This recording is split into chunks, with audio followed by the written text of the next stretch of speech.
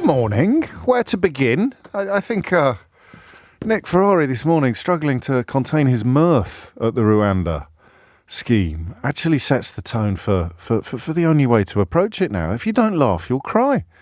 I can't begin to imagine what it would be like to contemplate this sort of policy if you were a fan of Boris Johnson, who, of course, was Prime Minister when it was first introduced, or an admirer of Priti Patel, who was the Home Secretary who first sought to steer it to fruition, or indeed a cheerleader for Suella Braverman, who was both the second and third Home Secretary who sought to deliver the Rwanda plan, whatever it was. And everywhere you turn, it gets worse. I can't remember a policy like this. Let me run through some of your suggestions. I think we're going to do a phone-in on is this the worst policy of your lifetime? 0345 6060 973. And if not, what is? You can't have Brexit. My inbox, God, there's a first. James O. Brexit saying you're not allowed to talk about Brexit. Brexit's not a policy in the same sense that this is. The government that brought Brexit about was David Cameron's, and he didn't want it. Obviously, having presided over such epic stupidity in political life would, in a normal country, exclude you from high office for the rest of your days. But in Brexit Britain, he gets brought back as Foreign Secretary by a desperate Prime Minister, i.e. Rishi Sunak. So you can't have Brexit. Yes, it cost a fortune. Yes, there are absolutely no benefits at all. I'm reading your text now. That's from Ali. But it doesn't count because it's not like the government announced it. It was a referendum result that went against what the government of the time wanted. So I can't, and James says, what about leaving Europe, James? That's touched every side of everything. Yes, you're right, but it's not the same. You can't, it's not a policy. So I'd give you the poll tax, which younger listeners would probably struggle to remember. But the poll tax at least had an ideological foundation. This is a similar conversation to the one that Keir Starmer prompted about Margaret Thatcher the other day. You might not like what the policy did or what the Prime Minister did, but you cannot dispute the significance of their impact upon British politics. And so with the poll tax, you might not like the poll tax, which was a sort of attempt to introduce a flat rate rather than means testing to property tax, what became the council tax, replacing rates. It had an ideological foundation, to my mind, a fairly ugly ideological foundation, but you could see clearly what the intent of it was. You could perhaps put Kwasi Kwarteng and Liz Truss's mini budget in the mix. But again, you could see what the ideological foundation to that was. And they genuinely thought it would work. The weirdest thing about the Rwanda policy is that nobody ever seems to have thought it would work. We failed a bit yesterday. I asked you yesterday how they had ended up in this mess. And for the first time in a long time, and you won't have known this, and I probably shouldn't tell you, because you wouldn't have been able to tell. But yesterday, for the first time in ages, we were not inundated with calls in the first hour. We had plenty. We had more than the average show.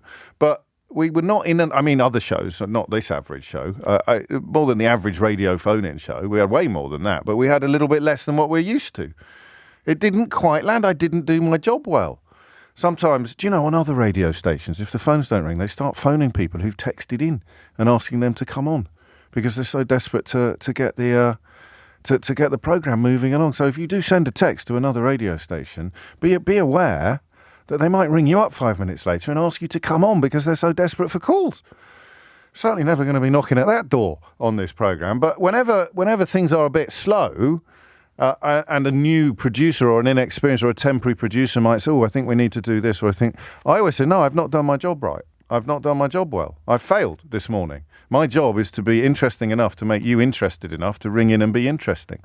And yesterday we succeeded in terms of that hour, but we were lower than our usual marks. And I think if I were to excuse myself of responsibility for that, I think it's because it's actually a very hard question to answer. How have they ended up in such a mess?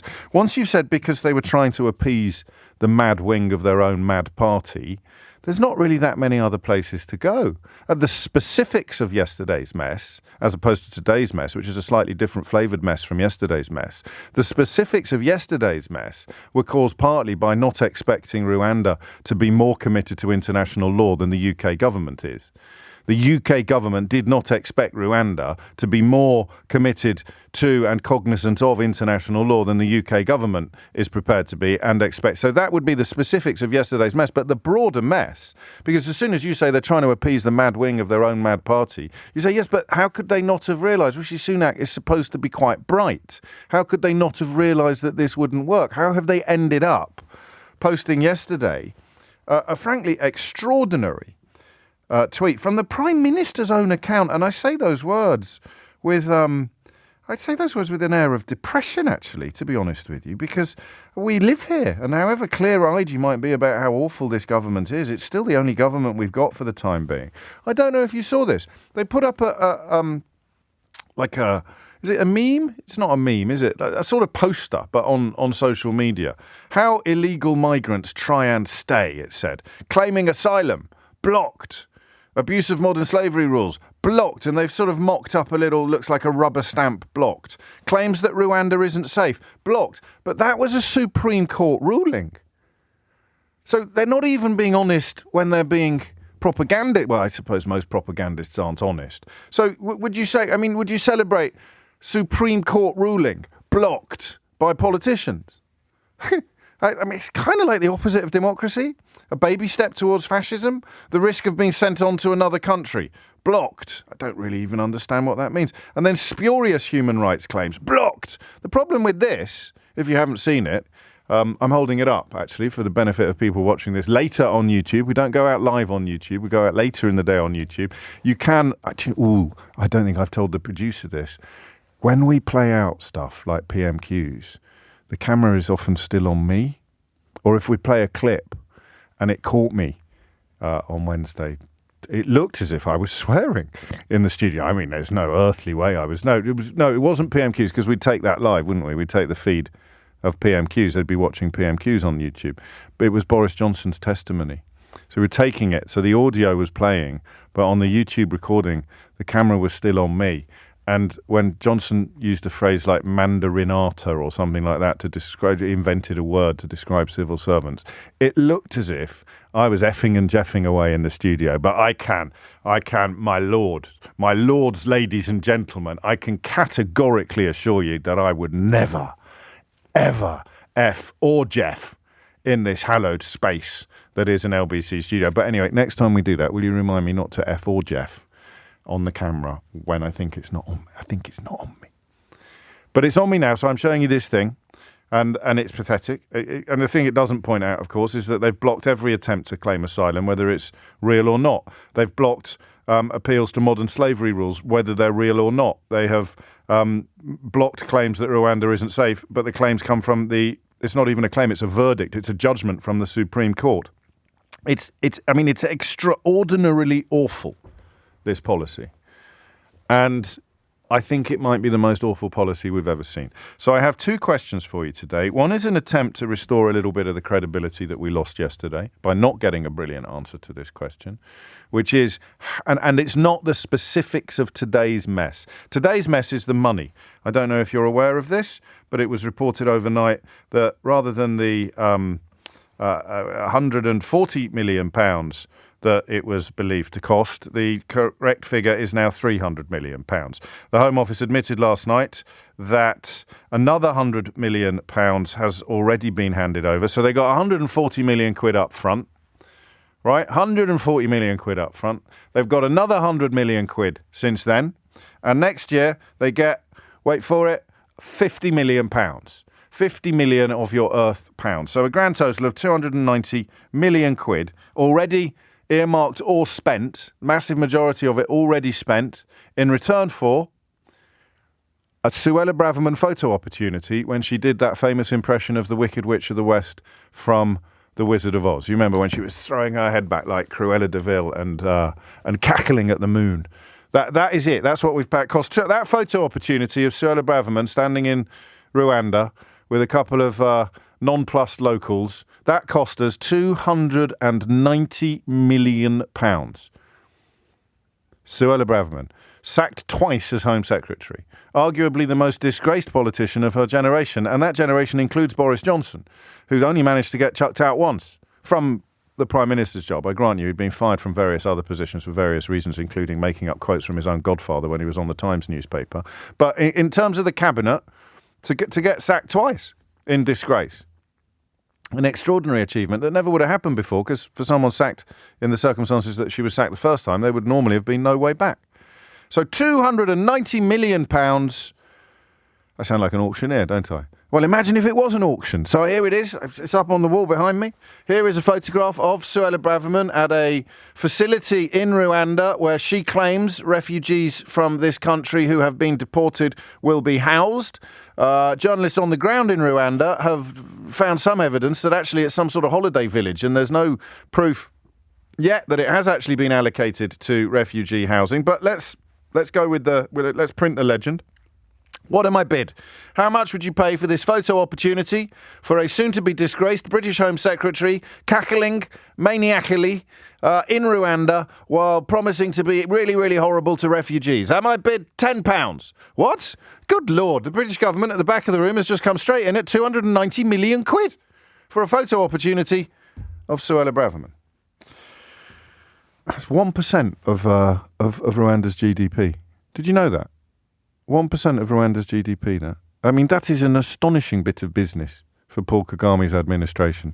Do you remember Theo Usherwood, our former political editor, who is very grateful for all your good wishes, which you often ask me to pass on to him? He yesterday did some sums. He did some sums on what this money might have spent, other things that this money might have been spent on. You know, people love doing that. And I'll share it with you shortly. The number of teachers, the number of nurses, the number of care workers. 300 million quid. And of course, the punchline is that even if it works, you're looking at, I think, about 200 people, possibly. My friend upstairs, Connor, who's very clever and follows things more closely than I do, he said 500. If you really dig into the weeds of it, it could be as many as 500 people a year, out of a total so far this year of about 27,800. So you can do the sums on that one. Even if it works brilliantly, you'd be looking at not far shy of £1 million per person sent to Rwanda. £1 million per person sent to Rwanda. That's what it's cost us so far. But don't forget, we did get the photo opportunity of Suella Braverman doing her Wicked Witch of the West impression.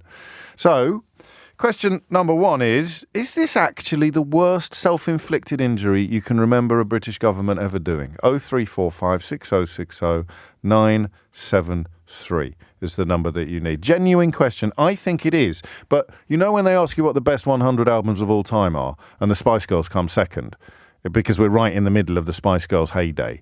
You have, is there a word for that? There's a sort of excessive contemporaneity or something, contemporaneity. Do you know what I mean? The best 100 albums of all time would not include the Spice Girls. No offence to the ladies, but I don't think even they would argue that they deserve pride of place in the best 100 albums of all time. So sometimes when you ask someone in, for example, July of 2002, what the best 100 albums of all time are, then an album doing very, very well in July 2002, which is now completely forgotten, would feature much more highly than it should do. You're looking at Bowie, Zeppelin, Beatles, aren't you? You know, Elton John, Billy Joel. I mean, the classics, the absolute Fleetwood Mac. I mean, the absolute... Don't text me about the best 100 albums of all time. Not that desperate. But then you get some votes that wouldn't make a normal list. So am I suffering from Spice Girls-itis this morning? Am I suffering from a touch of the Spice Girls-itis? Is this the worst self-inflicted injury you can remember any British government ever inflicting on itself? I think it is. And I think there's a bunch of reasons for it, up to and including that final one, which is even if it worked, it would still be rubbish. So you start off chronicling how rubbish it is because it's not working and is unlikely to work. But the sort of pièce de résistance, the coup de grâce, the random other French phrase designed to describe a dénouement. There you go. The pièce de résistance, the coup de grâce, the dénouement. Even if it worked brilliantly, even if it did exactly what it says on the tin, it would still be rubbish. That's what's so brilliant about it. It would be absolutely rubbish. And the minute a Rwandan refugee, someone who's fleeing Rwanda because they've been persecuted for their politics, which of course has happened in very recent memory. I was with a man imprisoned in Rwanda for his political beliefs just last month. As soon as that happens, one of them comes here, and I'm very much of the political position that would want to make him or her very welcome. Imagine what all of the sort of thigh-slapping jingoists are going to do when that happens. So what would an even worse political move, it's more than a policy, isn't it? It's more than a policy, less than a Brexit. What would an even worse self-inflicted political injury look like? And the side order, the second question this hour, is a genuine, sophisticated and detailed account of how Suez is a good play, but you'd need to explain yourself on that one, Tony. A detailed account of how Rishi Sunak, specifically Rishi Sunak, has ended up in such an almighty mess. It's called, there is a word for it. There is a phrase for it. Did you know that? It's not, you'll be very surprised to hear, it's not called excessive contemporaneity. No, I know. I was so pithy and it trips off the tongue so easily. There is a phrase for the fact that a Spice Girl album in the Spice Girls' heyday would end up in the top 100 albums of all time. And I may be suffering from this condition when I say to you, I think this is the worst policy of our lifetime. And I will tell you what the condition is called after this. It is 22 minutes after 10 and fans of words, it's called recency bias. I misread it first. I thought it said regency bias, which I think is a condition that describes people who spend all their lives talking about George III. It's recency bias. Recency bias. So am I suffering from recency bias when I say I can't remember a self-inflicted harm inflicted on itself by a government, not a country, on the same scale as the Rwanda policy? Lionel Barber, former editor of the Financial Times and a great friend of the programme, he's gone for Brexit. But that's a self-inflicted injury of all time. He writes, listening to Mr. James O'B in coruscating form on the government's ultra-dumb waste of money Rwanda policy, but worst self-inflicted injury of all time is surely Brexit. They had to do Brexit after the referendum. They didn't have to do this. So I think it is in personally in a different class of self-inflicted catastrophe. What do you think? Alan's in Blackpool. What do you reckon, Alan? Good morning, James. Hello. Yeah, I'm going to perhaps be boring, as in agree with you. Can I just say about Brexit? Yes, the thing briefly. Is, only briefly, I promise. We look back, and let's be honest, David Cameron would have never have had that referendum if he thought for one moment he was going to lose it. But anyway, that's only my opinion. But moving on, I don't think it's a particularly controversial opinion. And he might have contemplated the possibility of losing, but David Cameron's entire career is typified by a largely baseless belief in his own abilities, and he certainly would have thought he'd be able to deliver the desired result on Brexit. But why do you think, if you are in agreement with me, that this Rwanda scheme is the worst that you've seen in your life? And I have to start, do you know, Alan, we're going to break one of the golden rules of radio phone-ins here, where the older you are, the more interesting your contribution becomes. So may I ask how old you are? Yeah, I'm 64. And I still love you. Oh, thank you. I got interested in politics all those years ago, back in 1974, when, we had the miners' strike. Heath and Callaghan were swapping Downing Street like revolving doors. We got in a right old mess then, but it was almost, well, perhaps it wasn't at the time, but it was almost, now look back and it was a good laugh. You had Jim Callaghan, when everyone was on strike, no trains, you couldn't bury your dead. He came back from a holiday that he'd had, and at the airport he was asked about it, and he said, crisis? What crisis? Sonny Jim. It was hilarious. Oh, they called him Sonny Jim Callaghan, didn't they? I think, as a consequence. Right, yeah. So why is this one the worst you've ever seen? Right, this one. I mean, I'm not some sort of political expert, but over the years, and I've known it for several years, Rwanda, a terrible country. And when I say terrible, a country with no thought or belief in human rights, a country that has been responsible for genocide. Yeah, not the current government, but I grant you, it has a very bloody, very recent history. So it's an odd country to pick on as the place to which we'd send anyone, really. Well, that's right. And getting on to Rishi Sunak, yes. I can't get my head round the man. He's just, how can I put it? He's just in a world of his own. He does seem to be, doesn't he? But I want to say worries me. What gets me is he seems to really believe what he's saying. He gets up and spouts all this stuff, and he actually believes it. I think there was an old expression: if you say something enough, you'll believe it. I don't know if you remember that old expression. Well, I don't. I'll tell you what, Alan. If you say it enough, I will. I mean, it's there. 64 years old. Can we go older than that? Worst policy of your entire life. Worst self-inflicted political injury of your entire lifetime. Pradeep suggested that Suez and Chamberlain's appeasement policy were worse. Well, Chamberlain's appeasement policy was quite short-lived. It was obviously his unintended resignation letter, and in terms of, it's up there, isn't it? But I don't know that it's a self-inflicted injury to believe somebody when they tell you that they're not going to do something that they subsequently do. You can't see into the future. The Rwanda stuff, everything that has happened was not just predictable, but written in stone. So it's a little bit different. Suez was an epic misjudgment of how the world would respond to post-imperial Britain's muscle flexing. So again, more misjudgment. So I can understand and explain a misjudgment in both cases. I can explain Chamberlain on appeasement. I can explain Eden on Suez. You can see how it happened. I think what we discovered yesterday, it's very hard to fully understand how the hell Sunak could have got himself into such a mess. Robin is in Huddersfield from Lancashire to Yorkshire. Robin, what would you like to say? Oh, hello. Yeah, well, I'm 81. Fantastic. Carry on. And I seem to remember, well, I do remember it really, but I was only a little kid at the time, but there was a thing called the groundnut scheme. The groundnut scheme? Yeah, which is like peanuts. Yes. And I think the government had the idea that it would save our food problems.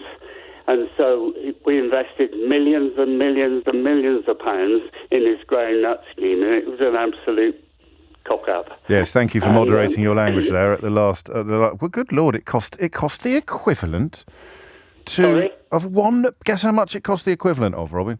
I don't know. £1 billion. Yeah, I know it was a hell of a scandal. It was Clement Attlee, and the idea was to produce urgently needed oil seeds on a projected 3 million acre plot in Tanganyika, which is now part of Tanzania, and it would increase margarine supplies in Britain and also develop a neglected backwater of the British Empire, despite an enormous effort. And I have never heard of the groundnut scheme in my life. Well, I remember it. Well, you would do. You're 81. But I didn't have time to do any research on it before I rang you up, and I didn't realise I'd get through to you. I thought I might just. Well, we are normally. The moment you say I'm 81, it can sometimes put you to the back of the queue, Robin, because radio phone-ins are a brutal place. But not today. Today you come straight to the front of the queue. It was 1946. It was introduced. It cost the equivalent of £1 billion, and it was described in 1953 as the worst fiasco in recent British colonial history. And God knows there was a lot of competition. So does that feature in some importance? How much damage did it do to Clement Attlee? Can you remember?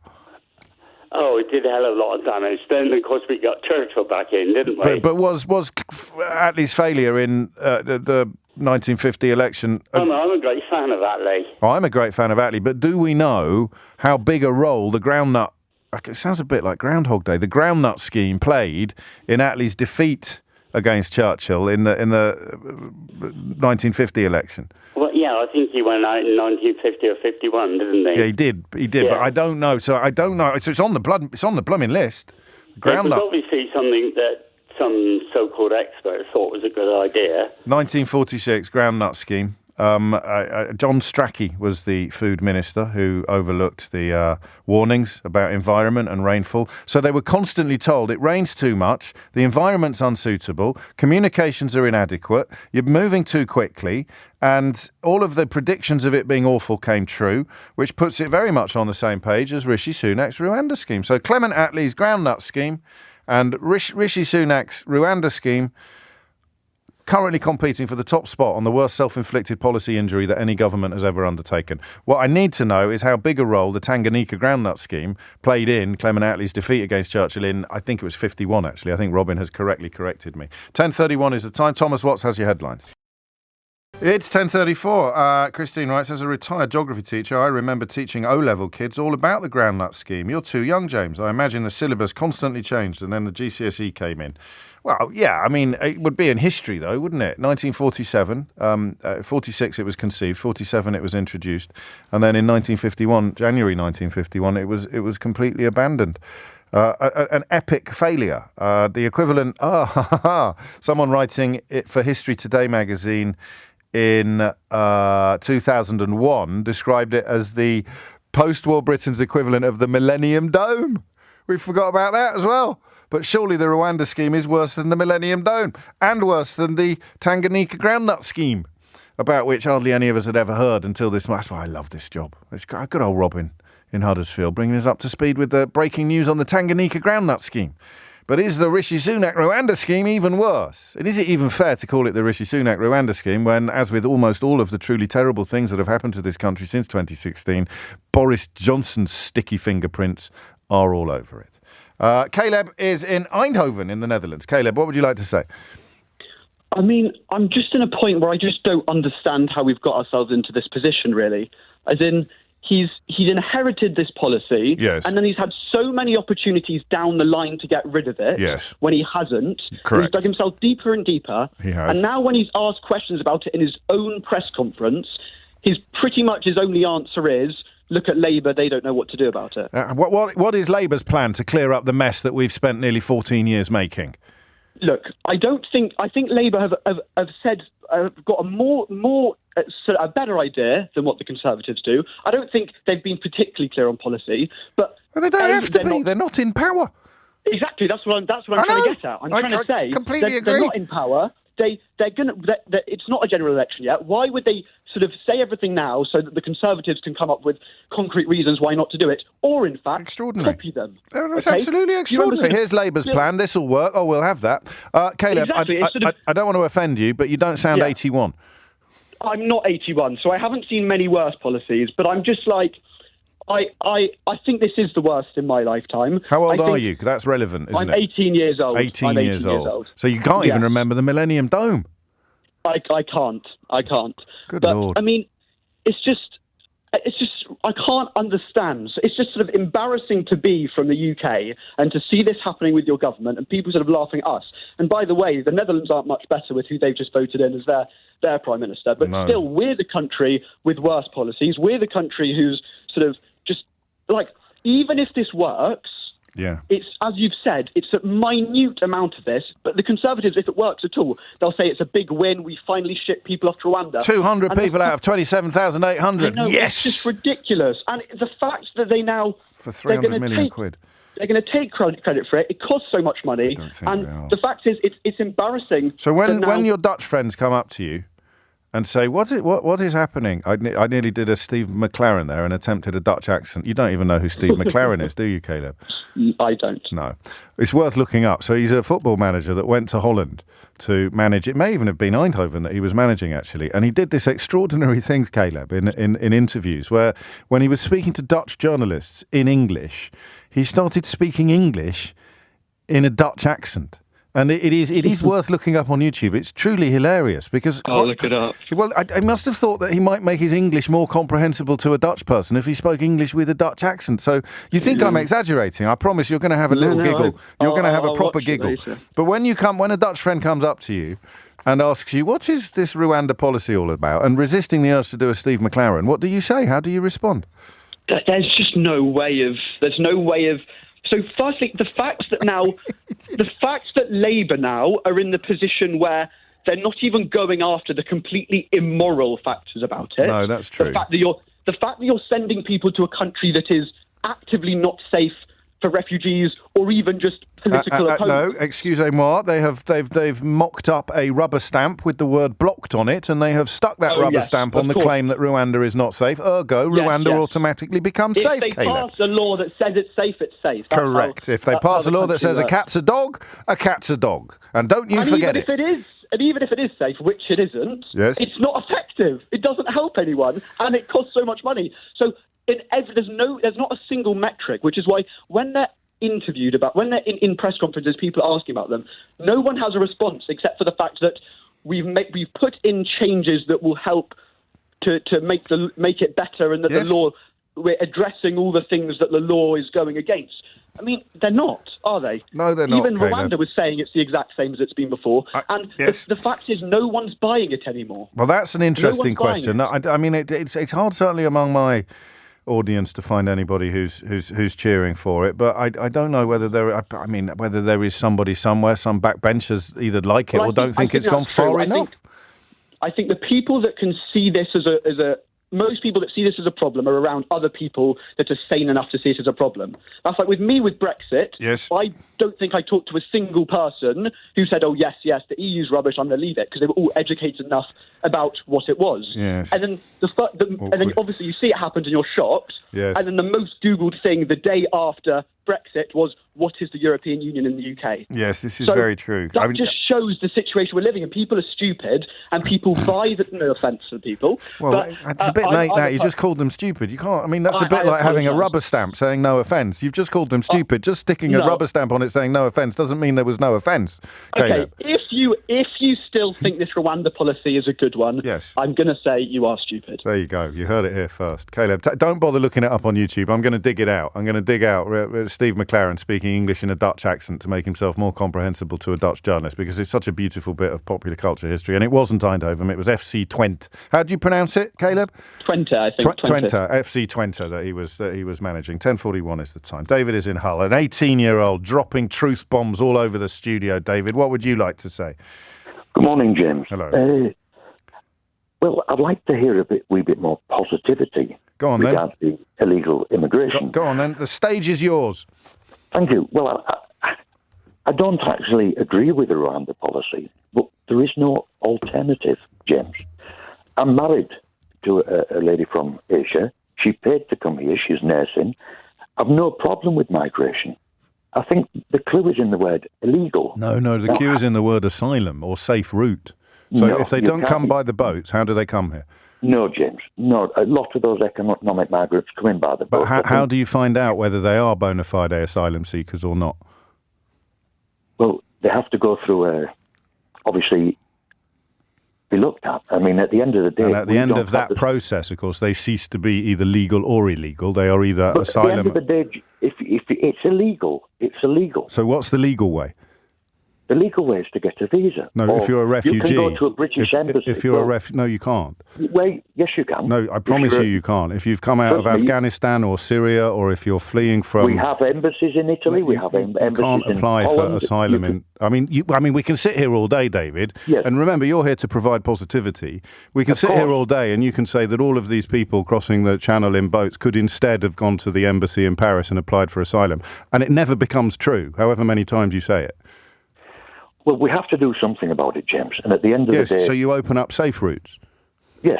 So safe routes, what, for illegal immigrants? No, safe routes to establish whether an application is credible or not. Because when we do that, it turns out about 70 to 80% of the people apply are genuine asylum seekers. What, from Bangladesh, Pakistan? They're not in any danger. But how do you know? You can get killed in some countries for being gay. You can be killed here.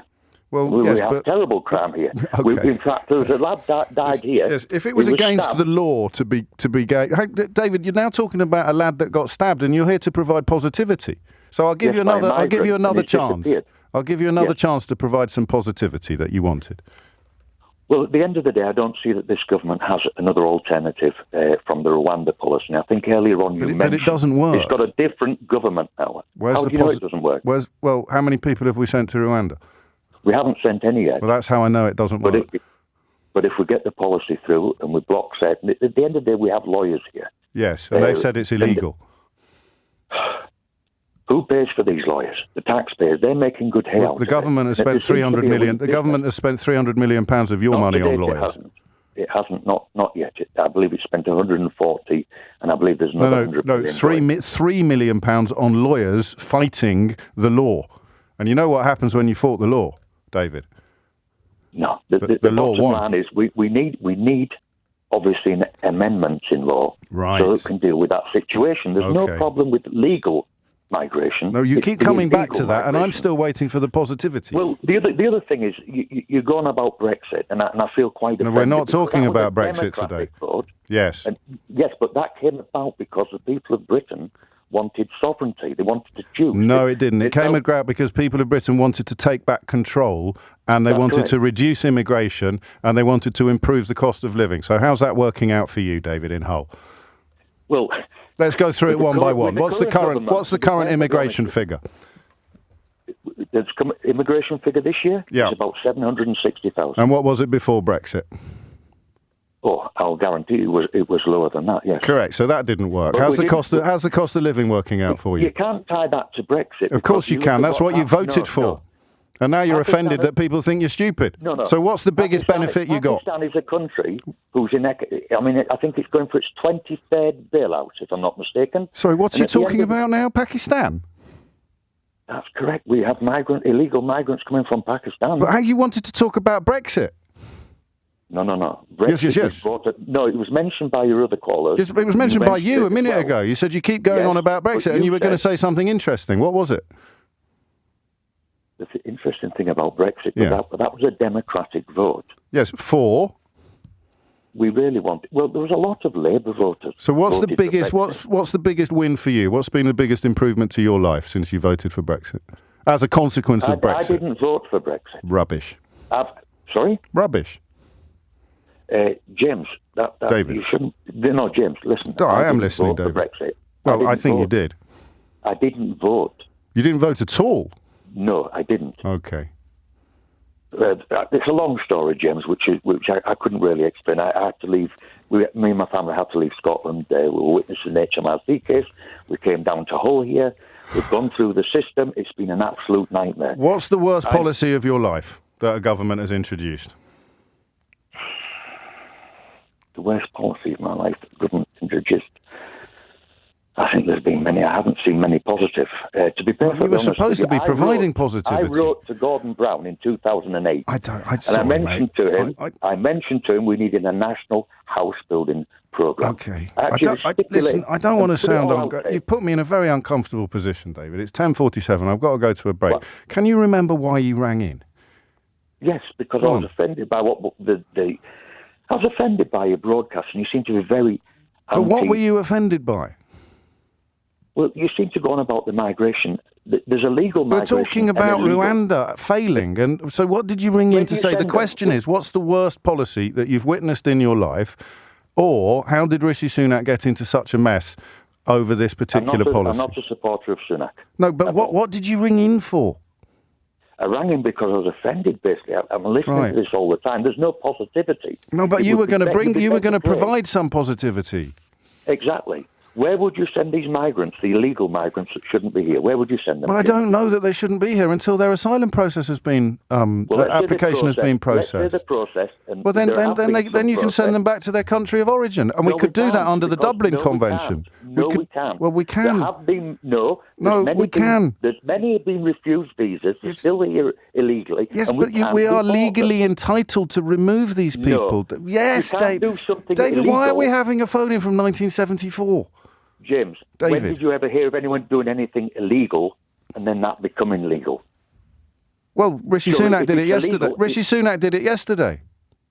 How? Well, How did It you was do it was illegal to send people to Rwanda, and then he is going How to is it pass a, legal? and then he was going to pass a law in the House of Commons to make it legal How is it legal? because How it's is it not a illegal? safe country. Our Supreme Court has How did- decided. No, you said earlier it's a different government, it's a different country now. No, but the That- basement, you have- David, I can't do this anymore. I'm really sorry you're offended, but I think it might be a you problem rather than a me problem.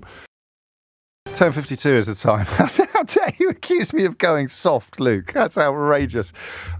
If you're just joining us, we are considering whether or not Rishi Sunak's Rwanda scheme is worse or better than Clement Attlee's famous Tanganyika groundnut scheme. What do you mean you've never heard of the Tanganyika groundnut scheme? What sort of an ignoramus are you? Honestly, do I have to do all the heavy lifting on this programme? What's worse? Rishi Sunak's Rwanda scheme? Anthony Eden's Suez debacle? Margaret Thatcher's poll tax? Tony Blair's Millennium Dome? Or Clement Attlee's Tanganyika groundnut scheme. There's something about the Tanganyika groundnut scheme that just trips off the tongue so beautifully. I'm a sucker for that. You know I am. You've been listening to this show for long enough to know that I get unfeasibly delighted by a sort of felicitous arrangement of words. It's got rhythm. It's got soul. It's got feeling. It's the Tanganyika groundnut scheme. It feels like it should have its own theme tune. The Tanganyika groundnut scheme. Have we found the Steve McLaren clip that I promised to play to people before I forget about it? Can we find, because I want to play that to young Caleb in Eindhoven, who is in the unfortunate and unenviable position of trying to explain to his Dutch friends, who have, of course, just put a genuinely far-right politician at the top of the polls in the Netherlands, what the hell is going on in this country. And I explained to him that when Steve McLaren went to the Netherlands to manage a football team called FC Twente, he did this magnificent thing where he thought that he'd make himself more comprehensible or more amenable to Dutch journalists by speaking English in a Dutch accent. I think he's from the northeast, Steve McLaren, but that's not really relevant. And it occurred to me, given that Caleb had never even heard of the Millennium Dome, it occurred to me a lot of people you never would have heard this, and it's a thing of beauty. I sort of knew when I came here, and Champions League, Liverpool or Arsenal, I thought maybe one of them we would draw, and it is Arsenal. I think one of the toughest teams in the draw, and I think it will be very, very difficult for our players, but also a great experience. We have a young team, and to experience big games, Champions League, Arsenal, at home, the Emirates, will be fantastic for the players, not just for now, but in the future as well. It must be very special for you personally. Yeah, of course. It's one of the reasons I came, because a good team, and they qualify Champions League, so it's one of the reasons I came. To draw Arsenal, one of the big teams, is exciting for everybody. Arsenal is a big team. What are your chances against Arsenal?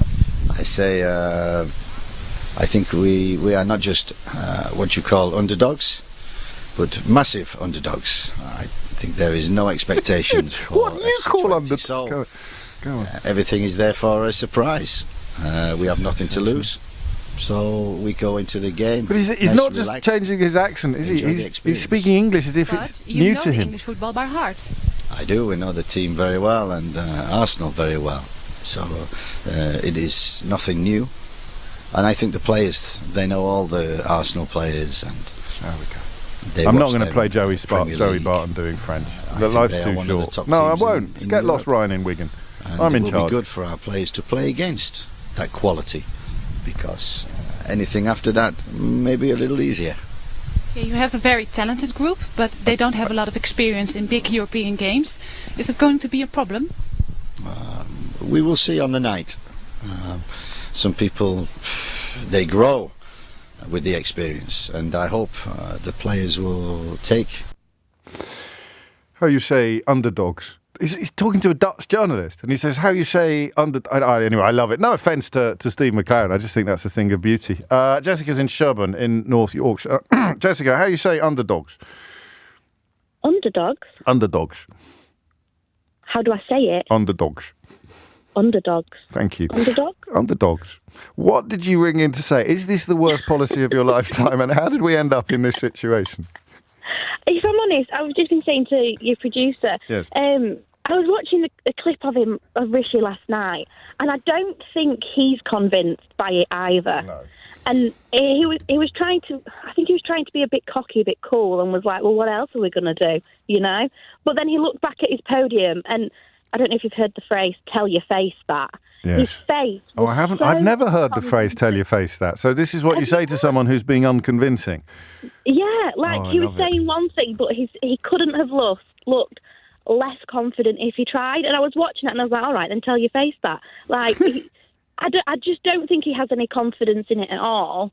And I was just saying, I think when they ruled that it was obviously illegal, that was his chance to look strong. He could have turned around and said, "Do you know what? We've got it wrong." And I think he would have got a hell of a lot more backing from the public and he's we never should have done. It's like do you know what he should have said? He should have said it's like the Tanganyika groundnut scheme all over again, and they hung on. They hung on until January 1951. They knew by 1947 that it was going to be a disaster. The weather was wrong. They were rushing it. They hadn't done any research. They hadn't listened to the experts. They should have pulled the plug. But we cannot have, he should have said, another repeat of the famous 1947 Tanganyika groundnut scheme. But here's the thing, and I'm interested in what you think about this. That yesterday, as Natasha Clark, our political editor, explained it to us, the problem is coming within the party from people who don't think this goes far enough, even though it can't actually go any further, because if it did, the Rwandan government would pull out of the scheme. But logic has never been the strong suit of the Suella Braverman wing of the party. If he'd called the whole thing off, the people who are still cross with him now would probably be the same people that would be most furious about calling the whole thing off, so he wouldn't actually have lost anything. Well, no, exactly. I think he would have gained. I think people would have almost started, not trust politics, because I just don't believe you can, but I think if he'd have stood firm and said, we got this wrong, we're going to do this instead, we're going to go back to the table and think about this, I think he could have gained. It was an opportunity for the Conservatives to potentially gain those that are maybe umming and ahhing, and he didn't. And now it's just like, oh my God, you are the most unconvincing Prime Minister I've ever watched. Like, it's so obviously wrong what you're doing. I'm going to give Natasha, I might invite her to our Christmas lunch, even though she hasn't been here very long, if she actually says at a press conference to Rishi Sunak, tell that to your face. Tell your face that. Yeah. Tell your face that, Prime Minister. Yeah. Yeah. Or Keir Starmer could do it at PMQs. Keir Starmer could do it at PMQs and dedicate it to Jessica in Sherborne, like Jeremy Corbyn used to do. Because I've had a letter off Jessica in Sherborne. Keir Starmer could say, well, as a tribute to Jessica in Sherborne, Prime Minister, tell your face that. Oh, it was literally the first thing that came out of my mouth as soon as I saw it. It kind of like sheepishly looked back at his podium as if to say, like, oh God, I hope I got that right. And it's like, no, you didn't. Absolutely not. Thank you, Jessica. Beautifully put. Tell your face that, Prime Minister. 3 minutes after 11. So a Prime Minister either inherits or introduces a policy which absolutely coats his government in catastrophe, scandal or controversy. It pleases precisely nobody, except perhaps David in Hull. But it doesn't please people to the right of him who don't think that it is vicious or extreme enough, and it doesn't please people to the left of him who think it's too vicious and extreme, and it doesn't please people in the same place as him because it's either illegal or rubbish or both and highly unlikely to work, and it doesn't please anybody because even if it did work, it wouldn't solve any of the problems that it is designed to solve. So, question number one, and I'm staying with this because we're having so much unexpected fun today. Question number one is it the worst self-inflicted political injury of your lifetime? 03456060973. Or how did Rishi Sunak end up in such an almighty mess? Because every day it gets worse. That's the extraordinary thing about it. We haven't sent a single asylum seeker to Rwanda, but we will have spent, by this time next year, £290 million. We've already spent £240 million. I'm not even sure that extra 100 million would have come out if it wasn't for the handful of journalists in this country still resisting the urge to become cheerleaders for the Conservative government, some of whom have already, as I told you they would, attempted to rewrite the reality of Boris Johnson's COVID-19 testimony, which is, obviously a national disgrace. But to have a look at some of the coverage, and thankfully not many people are going so low, but the Daily Mail has to because they now pay him £500,000 a year to write a column, even though some of the evidence yesterday revealed that he was incredibly rude about the Daily Mail. The relationship between reality and reportage has never been more strained. So, what have we got? Calvin's in Westminster. Calvin, what would you like to say? Yeah, hello there, James. Good morning. Hello, mate. I was urged to phone in this morning, one, because you were going on about the Millennium Dome. Yes. I was working on the Jubilee Line extension at the time, when the Millennium Dome was obviously being built, and Tony Blair and the Queen and everyone went up there on New Year's Eve, and there was a big fanfare, and everyone had to forget about the disaster that was. And even the Jubilee Line extension was a disaster. Yeah. But the main reason why I'm ringing in is because of the PPP, the Public-Private partnership. Yeah. Do you remember that? Yes, of course. Right, that cost the British taxpayer £1.7 billion Yes. when it collapsed. You had a wonderful lady on some while ago called Elaine Chubb.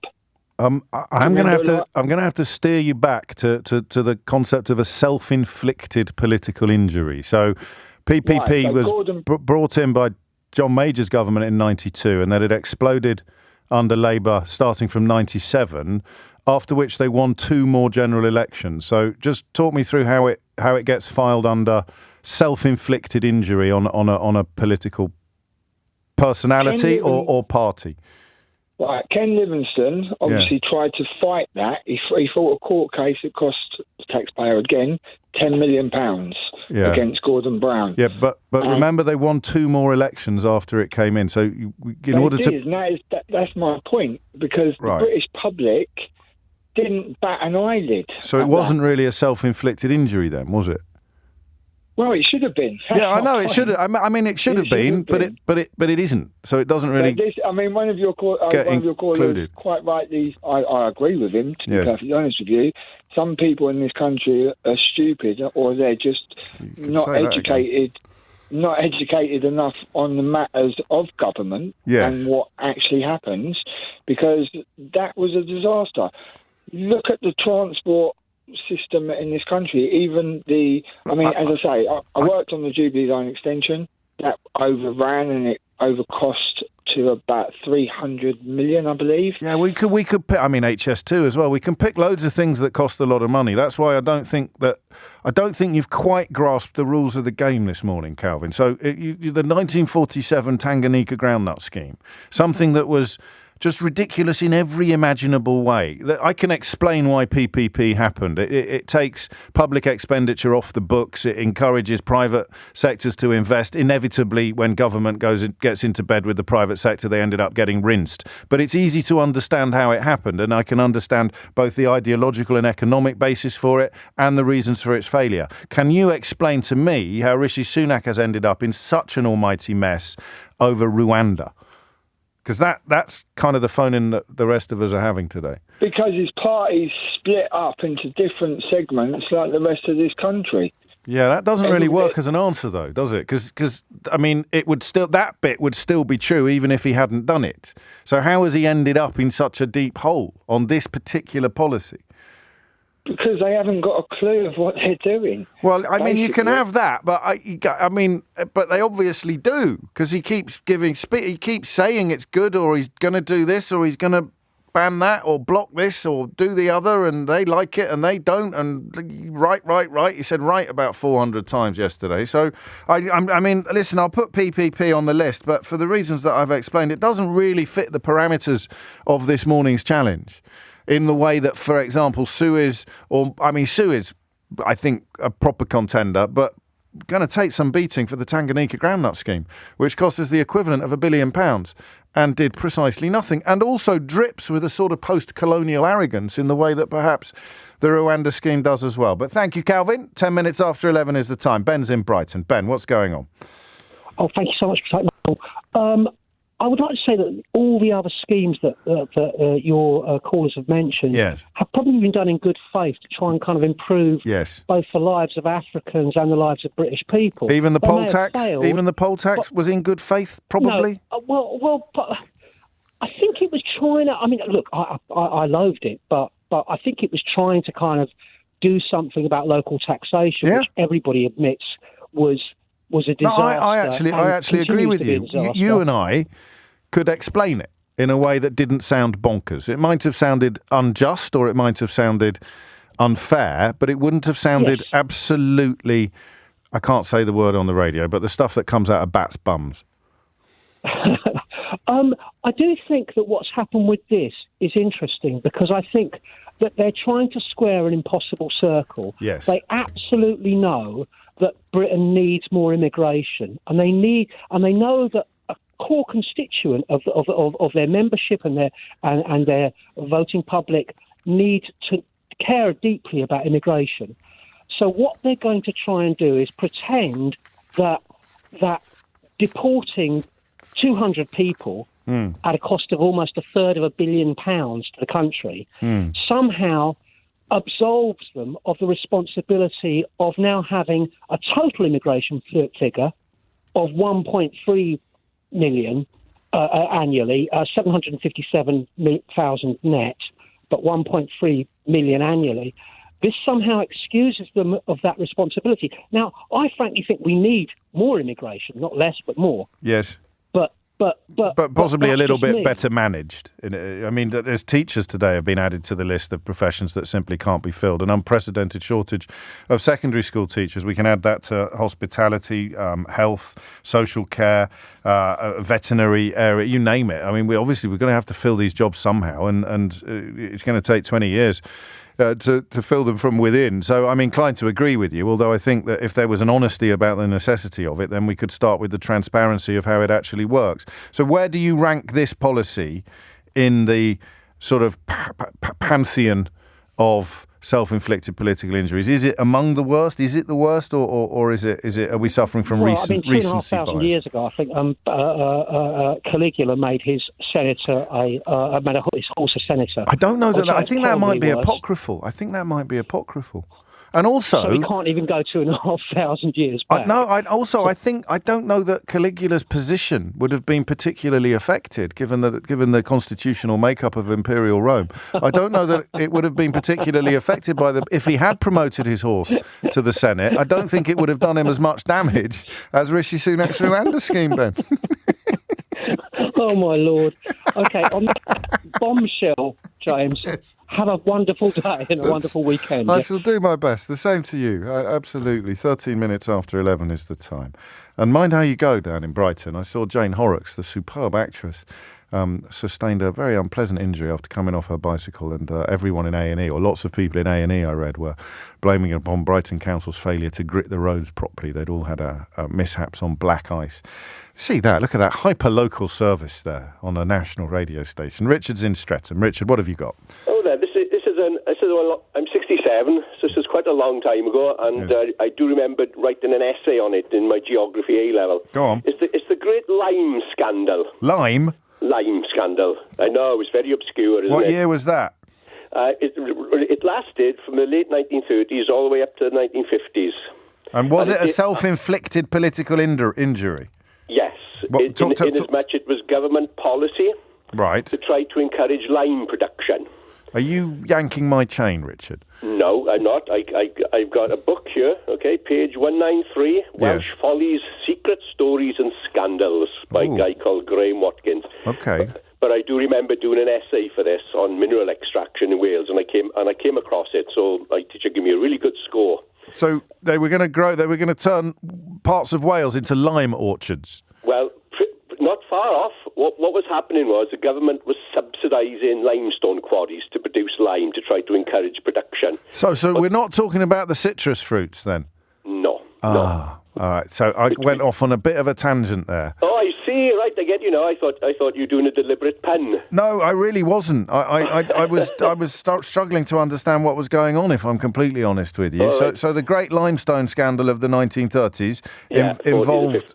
Go on. It was a government policy trying to, and did cause an awful. I can't remember. I can't put specific damage to specific politicians. No. But it did cause a lot of political embarrassment, shall we say, when the scandal finally came to a head. Yeah. So what was happening? The government policy to try to encourage lime production was to subsidise the limestone production in the quarries. Yes. But what they were doing was lying through their teeth about how much they were producing. So they were getting these huge subsidies, but producing very little. And eventually, a government statistician got hold of the facts and figures. And I'm talking about Wales specifically for this one quarry. But just from one quarry alone, that if the statistics were true, the whole of Carmarthenshire would have been buried in 6 inches of lime. So they were getting huge. So basically, they were ripping the government off. Government policy encouraging limestone production, but actually the limestone productions were lying and getting huge subsidies. Tens of millions of pounds. Listen, I am absolutely delighted that you've got to reprise your schoolboy success as the prize-winning essay writer of the Great Limestone Scandal of 1937. But in terms of in the context of inclusion in our search for the most ridiculous self-inflicted political injury any government has ever undertaken. I've got two problems. The first is that it wasn't the government's fault that the quarry owners ripped them off. It was to the extent that the government wasn't keeping a proper eye on things. No, I get that, but it is still, it's a quibble. It's a quibble, Richard. Yeah. And the second quibble is probably a little bit bigger than a quibble. It's a quabble. The second problem I have is that I don't think it was a very big deal. It was at the time.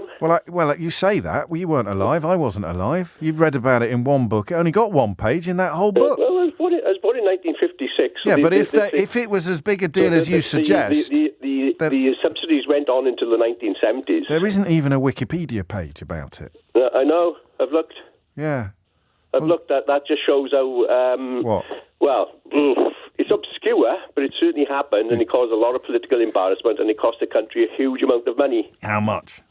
£10 million, just one quarry. And this is 1956, I think. Yeah, but it's not exactly the Tanganyika groundnut scheme, is it? 1959, 10 million. Well, it's certainly in line with the Rwandan cost at the moment. It is, but it's not. It's all right. I mean, listen, we're not going to fall out over this, are we, Richard? No, I'll put it on the list. I'll put it on the list, but between you and me, I'm putting it in brackets. Okie doke. All right. Fair enough, but it is an interesting one, though. It certainly is, and the book sounds great. Yeah. Who's it by again? Graham, what's his name? Graham Watkins. Graham Watkins, there you go. Thank you, Richard. 1118, the Tanganyika groundnut scheme and the Great Limestone Scandal, or the Great Unknown Limestone Scandal of Carnarvonshire. Whew, every day's a school day. Martin points out, of course, there's no Wikipedia page for the Great Lime Scandal. Big Lime have been suppressing this story for years. 21 minutes after 11. Today's show has been unexpectedly funny, James, so far. Well, thank Nick Ferrari for that, actually. I just thought Nick was having so much fun with the Rwanda story that perhaps we'd take a moment to be a little bit less serious about it. I mean, it's a very serious business. But when you stop and think about it, it does just become comically awful, unless you're a Rishi Sunak fan or unless you think that the Rwanda plan is a good idea. It's gone a bit Brexity, hasn't it? It's gone a bit, that we that phrase they say, we've never tried true communism.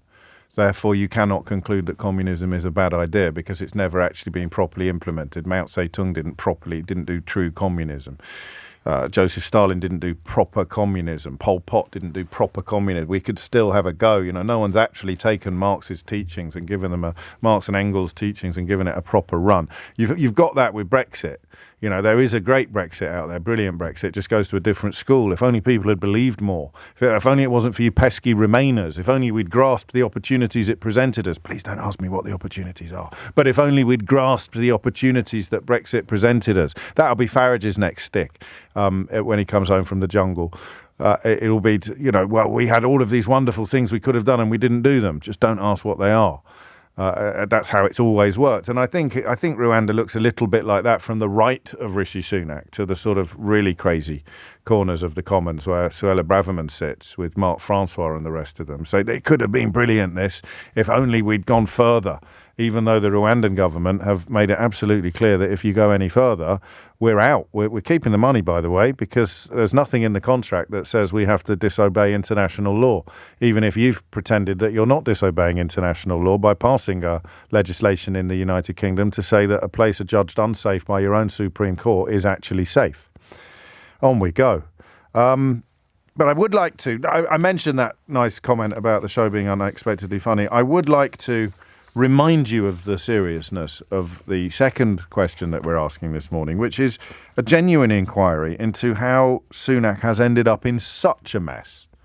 Because, he would have known before it was reported last night that they'd already spent another £100 million on a scheme that has so far sent precisely nobody anywhere. Except, as Keir Starmer pointed out at PMQs on Wednesday, 3 Home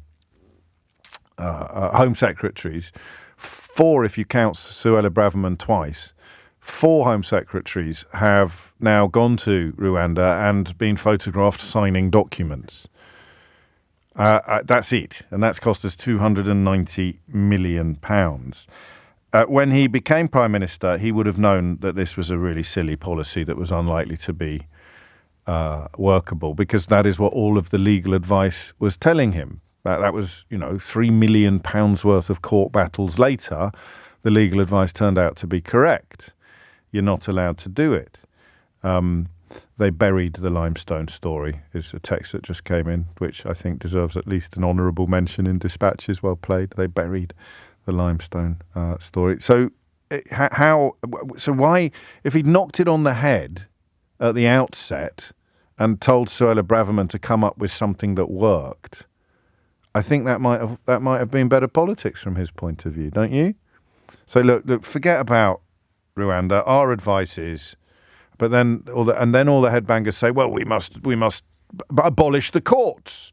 We must leave the international conventions. Down with human rights, which of course they do. I might put on a funny voice when I say that stuff, but this is literally what a lot of these people who are actually in Parliament want.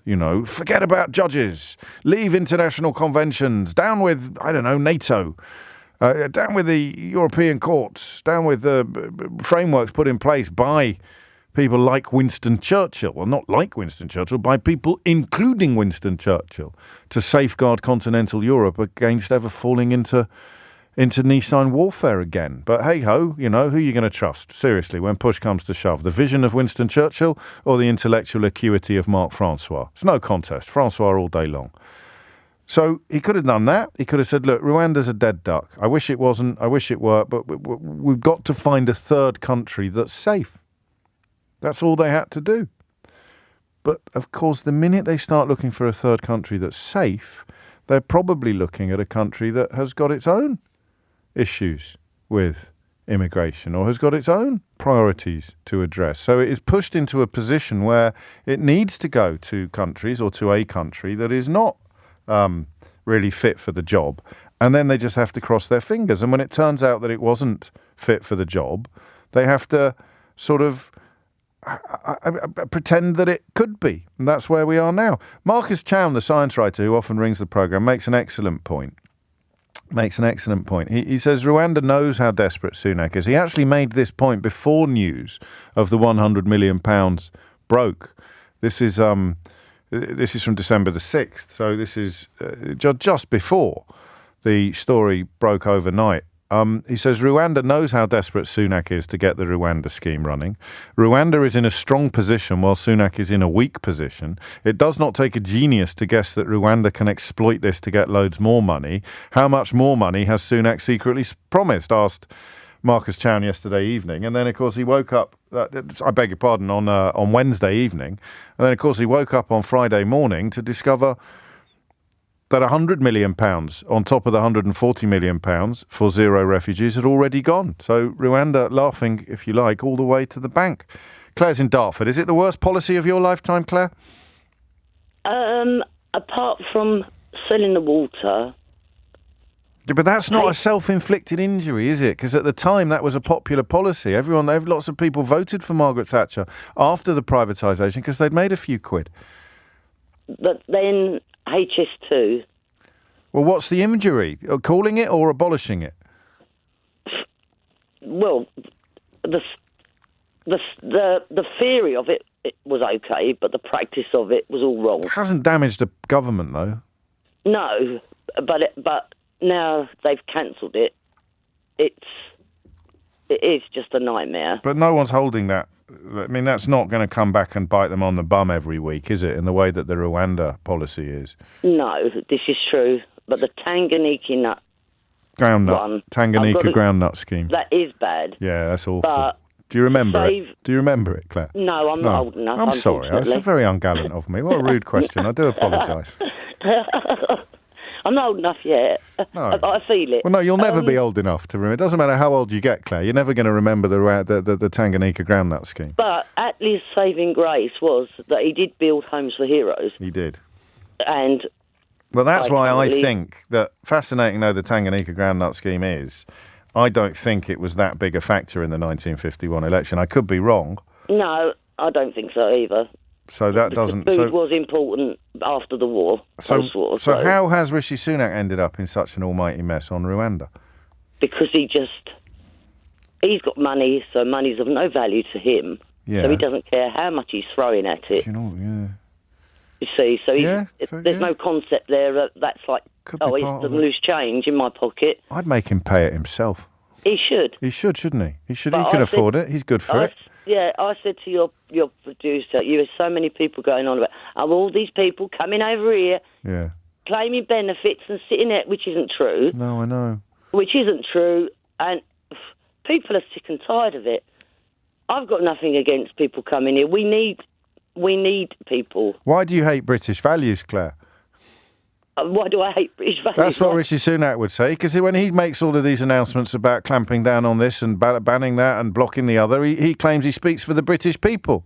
Well, he's not speaking for a majority of the British people. Well, I'm not sure he is either, actually, but he's very confident of it all. I wonder what the law would be. If you can change a law to make a cat a dog, I wonder if you can change that. If Keir Starmer came in and said, we're gonna hold Rishi Sunak financially responsible for the Rwanda scheme, he's going to have to pay it himself. It'd be good. We might have to sell a couple of houses. It would be good, that. I like it. I mean, I'm not putting HS2 on the list. I'm not. It feels like Room 101, this, doesn't it? I'm not putting that on the list. The Tanganyika groundnut scheme is in second place, but at the moment, Rishi's Rwanda... Well, can you think of something that begins with R to describe Rishi's Rwanda roundabout? Does that work? Rishi's Rwanda roller coaster? Rishi's Rwanda... You want a word for like a nightmare that begins with R? I've got nothing. 11:31 is the time. Thomas Watts has your headlines. 11:33 is the time. Well, you're kind enough to join in, so the least I can do is acknowledge some of them. Jaggers writes, Rishi's Rwanda ruination. Gary says, Rishi's ruinous Rwandan wreck. That's quite nice, actually. Rishi's ruinous Rwandan wreck. Rishi's Rwanda rocky road, says Agatha, who I had the pleasure of meeting the other night. How lovely to see you again, Agatha. Tony writes, Rishi's Rwanda wreck. Rishi's Rwanda ruination is popular. Rishi's Rwanda wrecking ball. Rishi's wreck is getting a lot of support. I think I couldn't see wreck because it begins with W, and in my head I was only looking at R's. The Tanganyika groundnut scheme does sound like an Andrew Lloyd Webber musical in the making, says Gareth, which we like. Rolex is getting a lot of votes on text, oddly, more than Twitter. Rishi's Rwandan Rolex. I think we're probably going to have to go with that, aren't we? Because that is a word that is often used on the programme as a form of rhyming slang. Or ruin. Rishi's Rwanda ruin. Rishi's ruinous. Rishi's Rwanda Rolex. Rishi's Rwanda Rolex. Rishi Sunak. Anyway, this is not the most important part of our tasks today. We're trying to find a self-inflicted political injury more ruinous than Rishi's Rwanda Rolex. Gary's in Calais in France. Gary, hello, mate. Hi, James. I've spoken before. I wasn't alive with this one, funny enough, but I'd go with the world turned upside down. The British government trying to force the American colonies to carry on paying taxes that gave you the American War of Independence, that leads to the French Revolution, that gives you the Revolutionary Wars, Napoleon, the 19th century, almost to where we are today. Are we oversimplifying that moment in history? Was it simply the insistence that the colonies carried on paying taxes back to George the Third, wasn't it? George the Third. Did it through the government to support wars, etc. That gave you the Boston Tea Party. You end up almost with with Germany being voted the language of. Imagine if that happened after the victory in the War of Independence. But direct from the British government, pay your taxes. Yeah, but what could they have done differently? I think they could have turned around and said no taxation without representation. So they should have allowed American representatives in Westminster?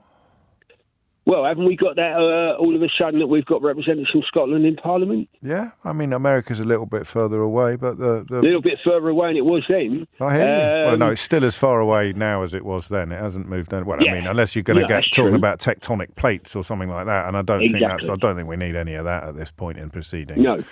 So if they had recognised... So there's no point having colonies if you're not rinsing them for all the money you can get. We can agree on that, right? Yeah, we were, and the point the British, they could make as well, what we're actually getting out of America at the time. So they should have timber. Timber. and stuff like that. The main thing, remember, that we always wanted to support, forget we're going to lose America, and support the West Indies that was giving you spices, etc., coffee. that was where the money was. And the slavery. The money was not within America.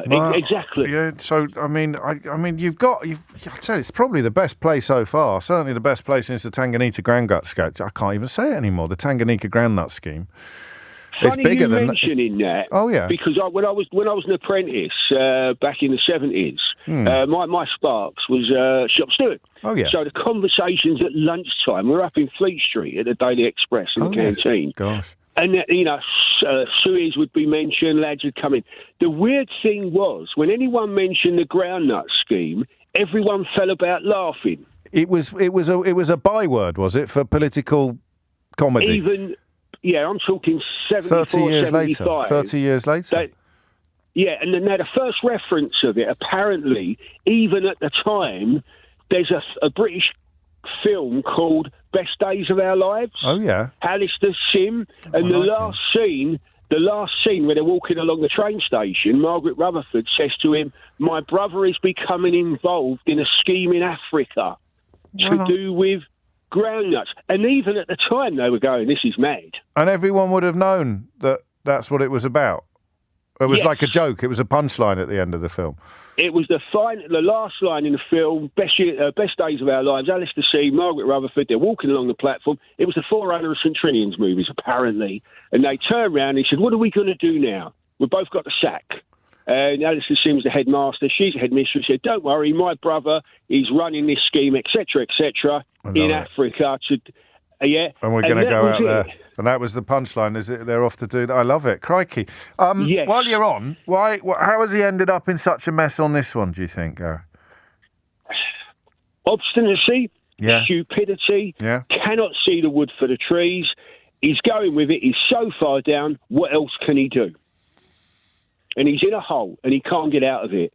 I mean, he could stop digging. To take your figure of speech and go with the obvious, he could stop digging. But yesterday he got out a little JCB. Exactly. Well, but a little JCB, top of the range, I'd say. Yeah, you're probably right. Any intelligent person would go, "Well, stop it now, draw a line under it, it's 300 million quid, that's it, forget it." Yeah. But no, they're going to go deeper with this. So throwing good money after bad.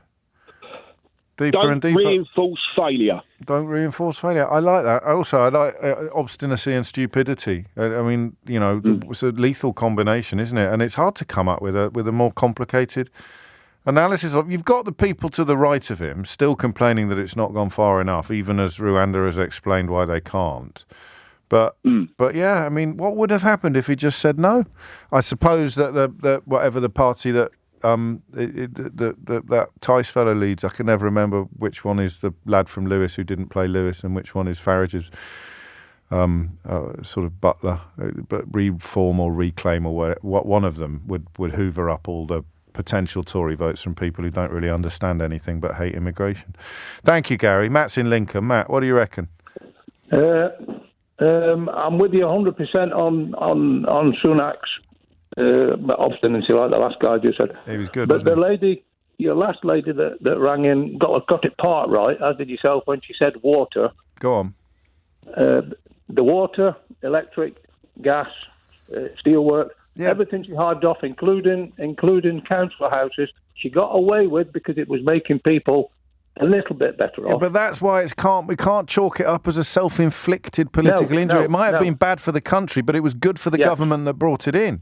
Yeah, that's what I was going to say. However, she brought the poll tax in. She did. And that was the beginning of the end. You didn't just have marches, you had riots. Yeah. I can't think in my time of voting, you've actually had riots on the streets. Mm. I mean, that was the one.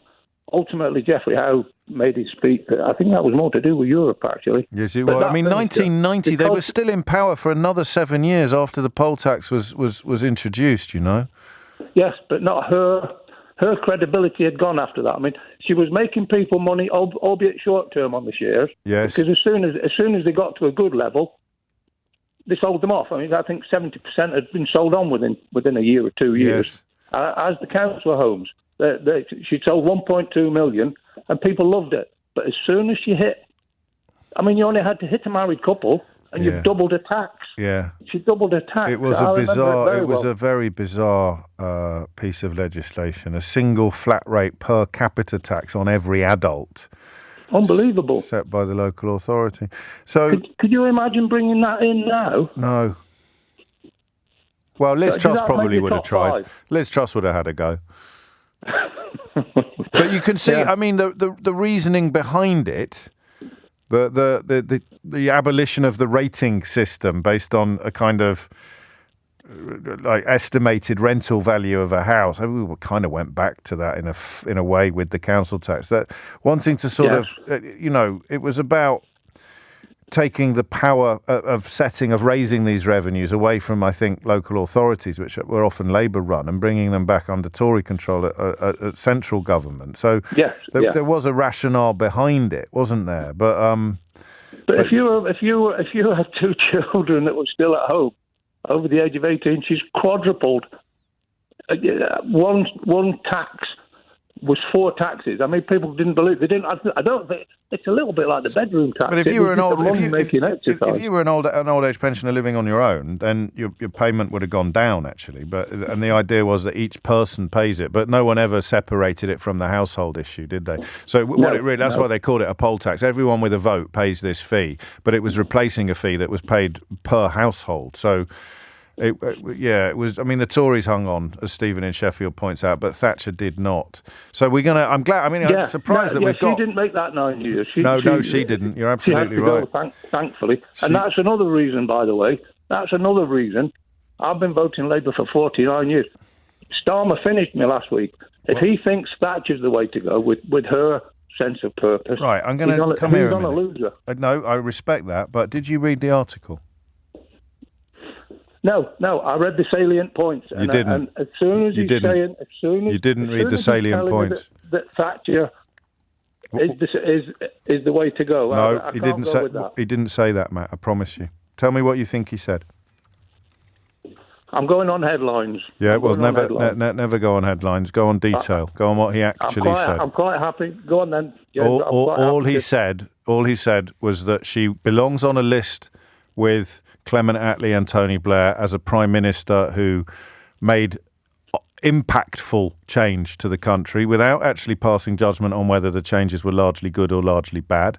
And the phrase that he used, which has been construed as a compliment, and I think was intended as such, was this and only this, that she let loose our natural entrepreneurialism. That is all he said in praise of Margaret Thatcher. I'll give you that.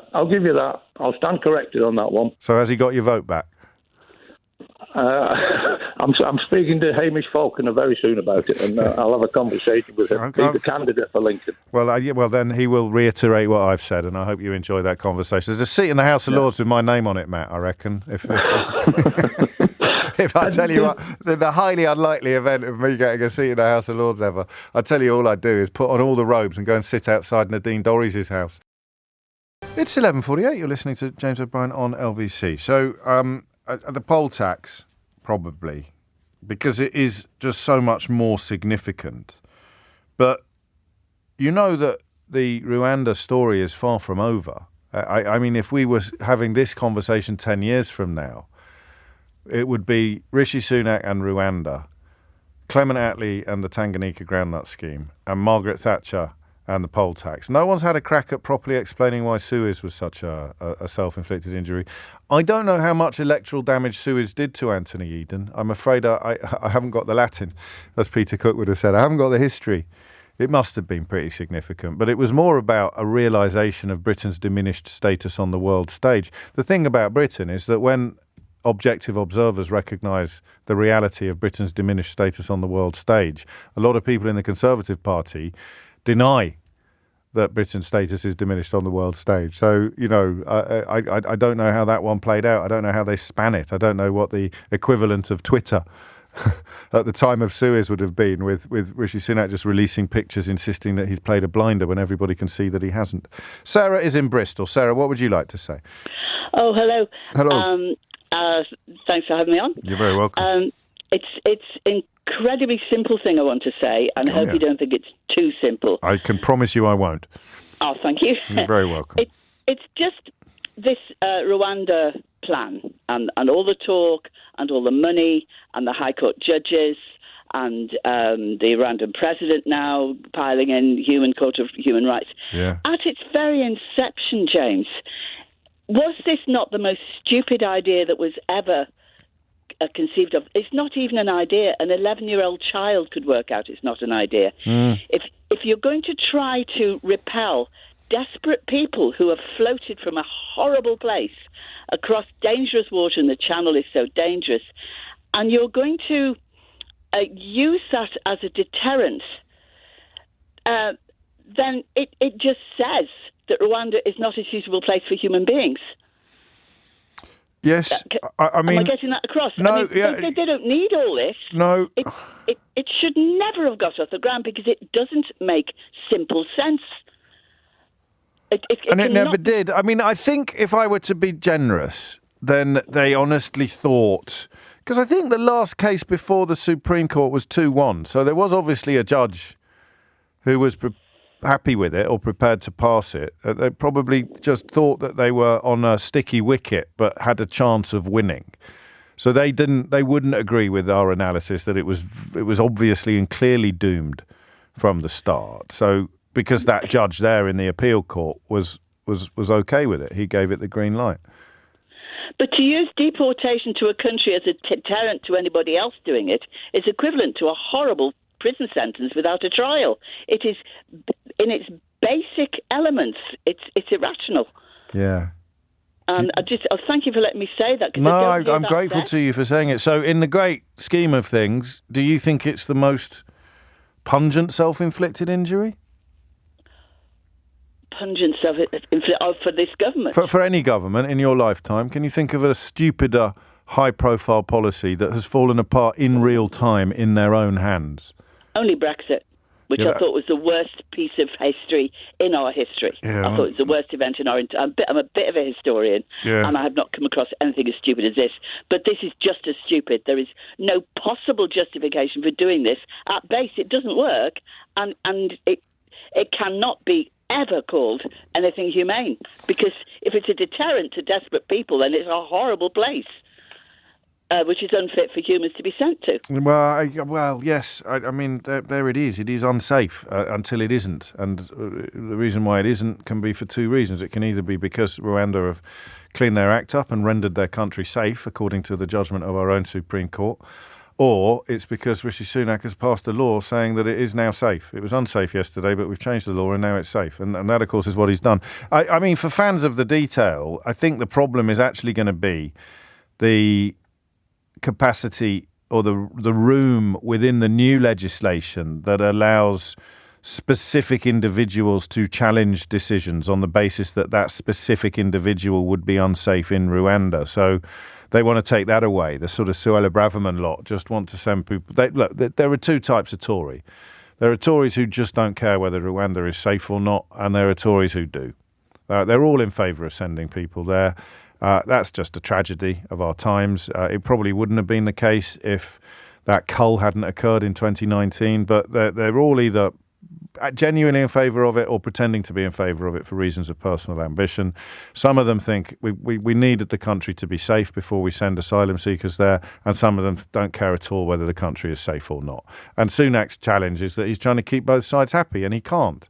And that's why the Suella Braverman wing don't care about whether or not it's safe or unsafe. They want to send people there regardless, and they want to take away any individual appeal to the law. But Sunak has sort of changed the general designation of Rwanda as a safe country, which won't, I don't think, reading the legal minds I most admire, it won't close the door to specific individuals challenging decisions made about them. Thank you, Sarah. Richard's in Aylesbury. Richard, what have you got? I'd like to put Liz Truss in the mix there, because she basically shot herself right in the foot with tax cuts that were totally unfunded. Yeah. Cost the country 57 billion, something along those lines. Yeah, give or take. And it did. Yeah, I mean, the thing about that is it happened so quickly, didn't it? It was all over in the blink of an eye. And even now she's she's trying to kind of say that was still the right decision. I don't understand why these people... I think she blamed you last time I saw her. She said it was all Richard in Aylesbury's fault that my plan didn't work out. Well, I only earn 40 billion a year, so... So it's all down to the anti-growth tofu coalition or something. I forget the exact details. But yeah, well, so that... Not only did she self-inflict harm on herself, she also actually metaphorically shot her friend Kwasi Kwarteng at the same time. Well, they did it to each other. It was like a sort of circular firing squad, I think, rather than a kind of one of them being more responsible than the other. Only you could make a circle out of two people, James. Well, you know what I mean. It's they've got their arms out. They've got their arms spread out. So I don't know that, because obviously in one way you're right, and the trust budget was much worse than Rwanda, and it did do for her. It did undermine, but it feels different to me from a sort of unavoidable point. She had to. She would feel that she had to do it. And that it was the right thing to do because she's a bit stupid, and she was surrounded by Tufton Street people who've been shilling for this kind of rubbish for decades, as is explained in the rather splendid new bestseller How They Broke Britain by James O'Brien. But the Sunak stuff, the reason why I think it's unique is it's so deliberate. The Truss stuff feels like an accident. Do you see what I mean? Truss is like someone who's sort of fallen over, or she's ridden her bicycle onto a frozen lake by accident. Whereas Rishi Sunak has arrived at the frozen lake with a bicycle and announced that he is going to ride across it like a genius. And he's fallen through the ice halfway across. Well, funnily enough, I read somewhere that there's a lettuce somewhere waiting for his job when he's gone next week. So we shall see. We shall see. I mean, I said to Eleanor this morning, and neither of us are very excitable people, but I said, I think they're going to do it again. I think they're going to have another crack at changing leaders before the next general election. And most people in the office don't agree at the moment. And I'm not putting this on the Keith Get the Tin list, because I've got a 100% record when it comes to predictions about what Brexit was likely to do or what Boris Johnson was likely to do in office. I don't want to spoil my 100% record, but I am currently, to deploy a completely random ratio, I'm currently 52% to 48% persuaded that they are mad enough, that wing of the Tory party, to at least try. And I think the fact that whatever the chairman is called this week said yesterday that they'd be mad to try it means that they think that they're going to as well. Is it Richard Holden? Richard Holden. No, me neither. Richard Holden said that they'd be insane to try another leadership bid. That means that they're at least contemplating it. Because if they're not contemplating it, you don't say, it would be insane to contemplate another leadership bid. You laugh at the suggestion that they can't. You say, it would be ridiculous. If there is another leadership bid, then you'd be like Michael Fish talking about that lady who'd written into the BBC saying she'd heard there was a massive hurricane on the way. You'd be like, oh, calm down, dear. Don't be ridiculous. There's no point whatsoever worrying about a leadership. But he didn't. He said, they'd be mad. They'd be mad to try it.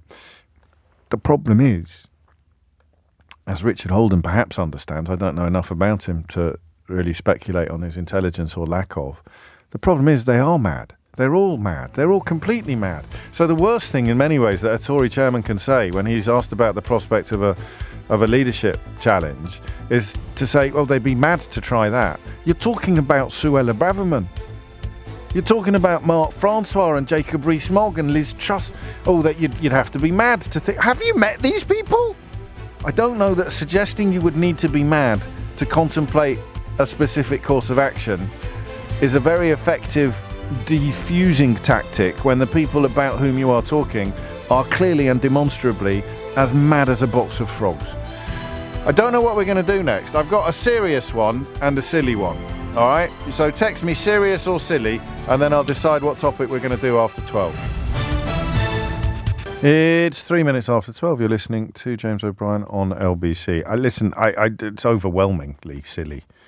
Some people calling for serious, not many. I got to be honest, it's about 95% silly, would you say? 95%? 90 to 95% silly.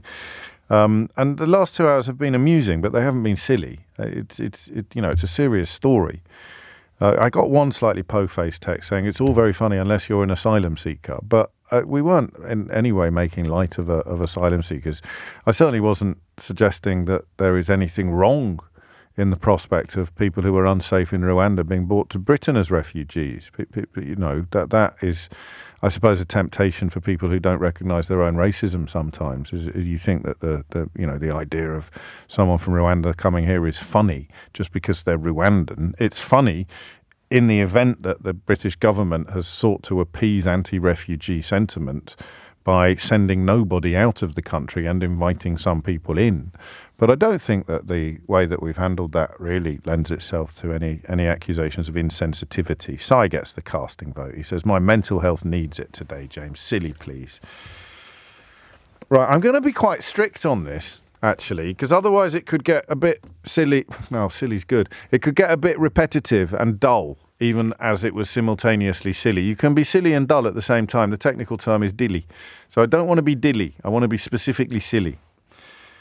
21 million people suffer injuries while preparing for Christmas. That's the overall total. Research suggests that 21 million of us have injured ourselves during festive activities, which prompts at least one newspaper to go with the headline. Can you guess? 21 million people have injured themselves getting ready for Christmas. Can you guess what the headline is? Oh, come on. Elf and safety? Or you could perhaps have call the National Elf Service. I'd have gone with that, actually. I think that's probably better. Call the National Elf Service. 21 million suffer injuries preparing for Christmas. Don't ring in yet. 5% of people hurt themselves lifting the tree. 5% of people fell off a chair while hanging up baubles or lights. 6% burnt themselves with hot oil. That's not funny. Don't ring in if you burnt yourself cooking. I'm going to give you the criteria for inclusion in a minute, so stop ringing me, all right? 7% have cut themselves chopping vegetables. This is from King Edward VII's Hospital in London, which has obviously employed a very clever PR person to get their name in the paper. It's a private hospital, and it's worked, because here we are talking about a survey of 2,000 people that found 40% had been injured during the festive season. You extrapolate from that to discover that 21.3 million adults across the UK, with a small proportion of that having ended up in A&E, and 4% cancelling a holiday as a result. Musculoskeletal, that's a nice word. Ooh. Put my teeth in. Musculoskeletal. You'd have thought it was musculoskeletal. Musculoskeletal. That's a lovely word. Were the most common affliction, but also tripping over presents, lifting heavy gifts. My personal favourite so far, falling out of the loft while being up there getting out Christmas decorations. So that is a little clue as to what the criteria for inclusion are going to be. It has to somehow be simultaneously awful and hilarious, right? So it's a Christmas injury that speaks of epic stupidity. So it's the thing that you look back on and you can't believe that you did the thing that led to the injury. So you can't say, I was cooking a turkey and it spat and I got burnt. Because that, you're never going to look back and say, what was I thinking of, cooking a turkey on Christmas Day? Because of course you were cooking a turkey on Christmas Day. But it was when you put the dining room chair on top of the dining room table and couldn't quite reach the lampshade to put the tinsel on it. So you sort of, but do you see what I mean? You look back now and you think, because you'd only do it at Christmas. That's the other criteria. So it's got to be something that you can't quite believe you did, the thing that led to the injury, and it only would have happened at Christmas. So, you know, I'm a big fan of people falling through floors. You're up in the loft. You can't find the basis. You know, the base of the Christmas tree, the thing you stick the tree in. God knows where that spends 11 months of the year. So you're crawling around in the loft and you know that, I'll just look, I crash, bang, wallop, you land up in the bedroom. But it can't be. So some of these things would not make the cut, all right? You would not make the cut if you got burnt cooking, or I don't know if you would and also it's got to be funny without being too horrible. I don't know that we want any actual deaths, do we? No, that would be profoundly unfestive. Heimlich manoeuvre-based hijinks, probably not. Someone choking on a parsnip. Because you're not going to look back and think, what was I thinking, eating a parsnip at Christmas? Do you see what I mean? So those, I think, I don't want to make it too hard to get in. I don't want it to be too strict. So those, I think, are the only two things I'm going to do. So the reason that you got the injury involved behaviour that, in retrospect, is spectacularly stupid, all right? Or silly. You can't believe that you actually did the thing that led to the injury that you got. So the injury doesn't have to be that serious, although there are extra points for ending up in A&E, or calling on the National Health Service. Extra points if you had to call the National Health Service. But it's the thing, you look back now and you say to people, oh, do you remember that time? And you go, yeah, I don't know what I was thinking of when I did that thing that led to the injury. So the thing you did that led to the injury is more important than the injury itself. 03456060973.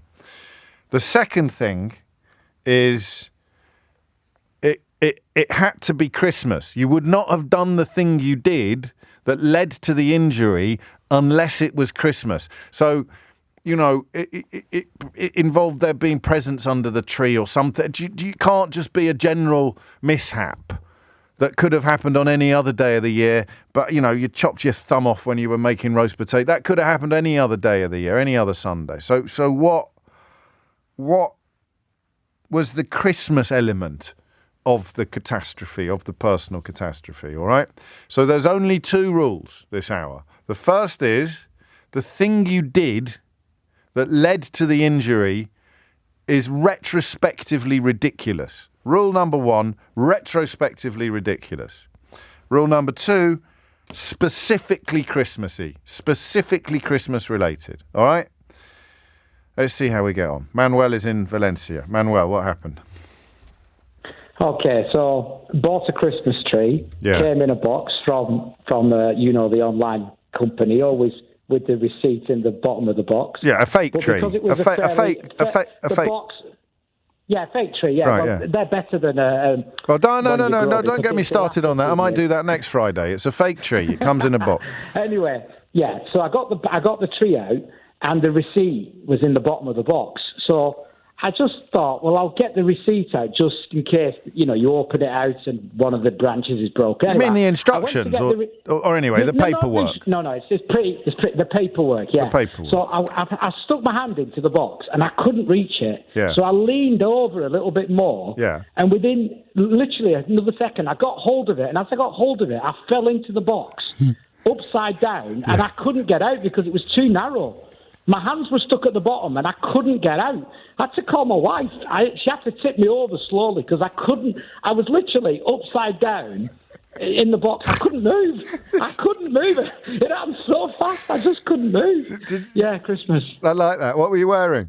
I'm not being weird. I'm just wondering because ideally you'd have had wellies on. I had normal clothes on. I had the slippers on. They came off straight away. But honestly, I was upside down within seconds. So it's quite a rigid. You know that point where you're reaching over. Yes. I broke a rib. I broke a rib trying to clean our sort of giant paddling pool the other day, or at least I very heavily bruised it. I couldn't laugh on the show. I couldn't have done this topic a couple of months ago, Manuel, because every time... yeah, exactly. Oh, I was in agony every time I laughed. And that involved me leaning over. I was trying to get the net out the bottom of the pool, and then I felt something crack. So it was quite a rigid box there. Well, it would have to be, wouldn't it, to deliver to get the tree to you safely? Yeah, it was just actually... Well, it was like reinforced cardboard. Yes. So there was no give.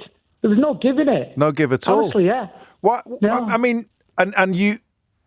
I'm just thinking what went through your head. You didn't want to wobble or wiggle and fall over deliberately yourself because you could have done yourself an even worse injury. That's right, because I opened it in the back room and it was quite near the wall, and I'm thinking if I fall over with this thing, I could hurt myself. So you could. I was literally upside down. Mate, you've moved into an early lead with your feet wiggling, move. with your slippers have gone south. And was your wife as sympathetic? She thought it was quite funny. She should have left you there for a bit longer, shouldn't she? She should have started negotiations, Manuel. Should have started. Who's cooking the meal this year, Manuel? She could have let me out of this box. Thank you. That is a perfect illustration of both criteria. And in fact, you didn't particularly do yourself an injury, I don't think. In the end, no, I didn't. But, well, that's allowed. It's a mishap. Have you ever been locked in a place like where you didn't want to be? Like I went to boarding school for 10 years, mate. Oh yeah, that was okay. Stop there then. It's stuck in a thing. It's coming up to 12:15. You're listening to James O'Brien on LBC. So it doesn't even need to involve an injury now. Manuel has moved the goalposts already. I love that. So a mishap. But you can't believe the thing you did, looking back, that led to the mishap or the injury, and it could only have happened at Christmas. It's 12:15. It is 16 minutes after 12. All human life is here today. Susha's been in touch to say, I'm not convinced that was Manuel. It sounded like my cousin Raj from Leicester. And I mean it literally. I don't know what that even means as a message. But anyway, we're looking at mishaps caused by Christmas, but also your own madness, your own deep, deep silliness. And just as a side order of seriousness, there'll be at least 2 side orders of seriousness this hour. There's a couple of stories I'm going to bring to your attention. So if you find all this very frivolous and immature, don't worry. I will be looking after your needs as well. YouGov have conducted their latest poll for the Times. Fieldwork was done on the 6th to the 7th of December, so Wednesday to Thursday, and it's holding steady. So Labour 23 points ahead of the Conservatives, 45 for Labour, 22 for the Tories. Under current electoral arithmetic, the Tories need to be getting close to 40 to be in with a chance of winning. Louise is in Ongar. Louise, what happened? Hello. I'm not making light of this story because it's actually terrible, but my mum is fine now. Okay. So, setting the scene, we had Christmas Day, everyone was round, all the kids, and I bought my kids Segways for Christmas. Yeah. So my mum comes round, she's in her 60s. She puts the Bolero music on the Alexa. Yeah. Gets on the Segway. She's going round. She's doing quite well. Had she had an eggnog at this point in proceedings? No, she hasn't. No, she hasn't. Okay. No, she's not. But she's really thinking she's very good at it. Having a go on the Segway. But, this is for people who don't know. It's a sort of electric vehicle that involves leaning, really, to get it to move, doesn't it? Yeah, it's about like core strength, which I was surprised she had, but she did. And when I see her going towards my front room, which I knew there was a rug in there. Right. So she's on tiles. So she's gone to the front room. All I've heard is thud. Yeah. She's knocked herself out. No. She fell off of the Segway. She's knocked herself out. So we've got her onto the settee, and, my dad, no sympathy at all. Really? He's saying, she'll be fine, she'll be fine, but give her a minute, she'll be fine. She's spark out. She's out of it, right. She's completely out of it. And he's like, she'll be fine. And I said, no, she's not, Dad. So we gets her in the car, we takes her to the hospital. She actually had a bleed on the brain. Oh, bloody hell, Louise, this is supposed to be funny. funny. She was in hospital, I know, I've killed it. All right. For like a week. She couldn't drive for a year. So it is quite, bless her. She can't smell now anymore.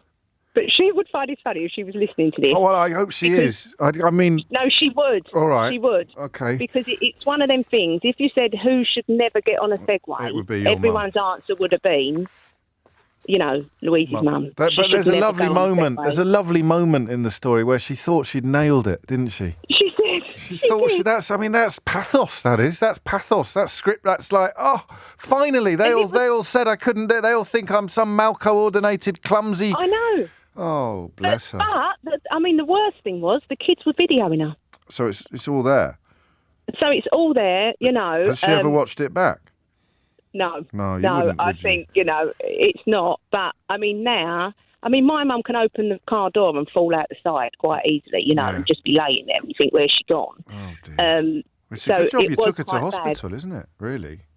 It is, because, as I say, like bless my dad, but he was like, this is Christmas dinner, and, and I can actually remember, ringing my sister up and saying, Laura, Mum's fell off of a Segway and we're now in the A&E. And she was like, what? But she'd only been round my house about half an hour. Oh, Lord. So it wasn't even after the Christmas dinner. There's a lesson here. That don't let Grandma on the Segway. It sounds like an old music hall song. Don't let Grandma on the Segway. No. Oh, dear. And she is definitely... Oh, crikey. That's all right, Louise, is the limit. Louise has set the limit on how bad things can be while we're still going to have a smile about it, all right? And it can't be any worse. But she's fine now. Well, she's not, is she? She can't smell. Well, it could have been worse. It could. Can she taste? Does she have a sense of taste? She can taste, but she can't smell. That's probably an advantage, isn't it? Unless you've got a gas leak or something. I think so. All right. Well, blimey. Thank you. We've gone from I don't know what we've done. We've gone from Old Man Well being stuck in a chimney, I like to think, but it wasn't a chimney. It was a cardboard box, to Louise's mum being, crikey, quite a serious injury. Don't go on a Segway, Grandma, all right? Don't do it. Don't do it. And even without eggnog being taken. Martha's in Keynsham. Martha, what happened? It's Keynsham, as in Horace Bachelor. I said Keynsham. Kane. Keynsham. Keynsham. Yes. All right, what happened? Hello, James. Hello. Lovely to speak to you. Likewise, Martha. First-time caller. Welcome aboard. Hopefully, my husband's listening at home. I'm really hoping he is, because he's probably hurt himself in the kitchen whilst I'm at work. Because the story you're about to tell involves him, not you. Yeah. Yes. He'd just finished 8 weeks off work with a slip disc, and it was Christmas, and he was due to go back to work the next day. And the kids were quite young, so we thought, we'll get a proper Christmas tree. So we got a brand new saw to do this Christmas tree. And I went out into the back garden, and he had the Christmas tree upside down. Yeah. So the top of the Christmas tree was on the patio. Yeah. He was holding the trunk of the Christmas tree below the saw. Yeah. And I went out and I said, if you do that, and I didn't even finish my sentence, and he sawed through his tendons. On his wrist? On his fingers. Oh, what a so silly we went sausage. in and ran it under the tap, and he said, I think it's all right. And I said, bend your finger, and we could see the bone. So I said to him, it's not all right, love. So this wasn't Christmas Day, happily. This was just quite early doors. It was about a couple of weeks before Christmas. Yeah. Oh, that one's got me. Totally him. His name's Ben, by the way. Ben. You can't get away with it. And it was straight down to A&E, was it? Yeah, straight to A&E. He was in hospital for 3 days because they couldn't... it was a long, drawn-out thing because they had to go... I know it's really gross, but because your tendons twang, yeah, it had gone up his arm. So they had to sort of do this major surgery to get them... So he had to ring in work and say, I can't come back now. So it's like... I've gone through my tendons. It's like when you've got your gloves on a ribbon. And it's gone halfway up your sleeve. It's gone halfway up your sleeve, and you've got to reach. Exactly that. Oh, bless him. 30 years we've been married. Honestly, James, he's such a klutz. So I literally follow around. I walk around the house and there's drops of blood in places, and I just go and ask him what he's done. What? Oh, was he in? We must have been in pain though. Oh, he has luckily, an extremely high pain threshold. Well, that's probably natural selection. I don't know how he was 60 the other day, and I don't know how he's made it. Got and I through said the day. that to him. I don't know how you've made it. Well, He's just read your book as well, James, and he absolutely loved it. He didn't drop it on his foot.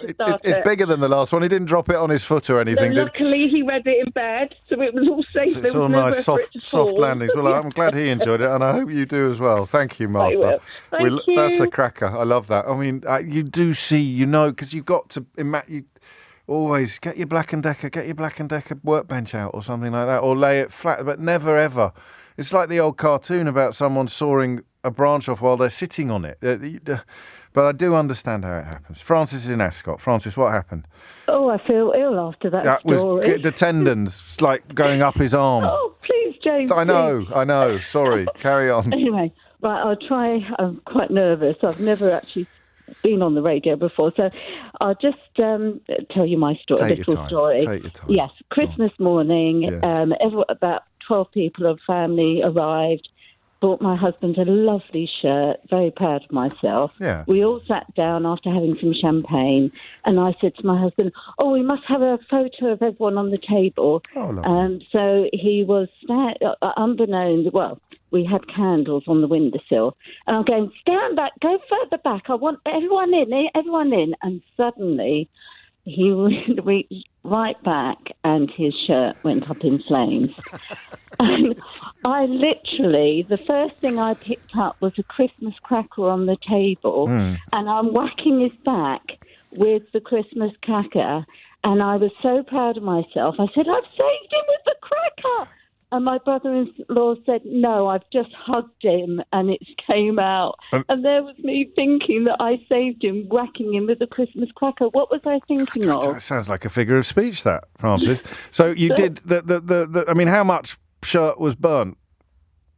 A massive hole. And he was all right. So he could have gone. The only thing that saved him was the fact that he had a T-shirt underneath. Oh Lord! Otherwise, he'd have had some quite nasty burns. He would have done. Thanks to me. Well, also, Francis, this was a shirt you had purchased. I think you said. Yes. So you clearly, nice shirt. yeah, a very nice shirt. Because if you'd gone for some dodgy old man-made fabrics, he would have gone off like a firework. Yes, it was an expensive one. I could tell.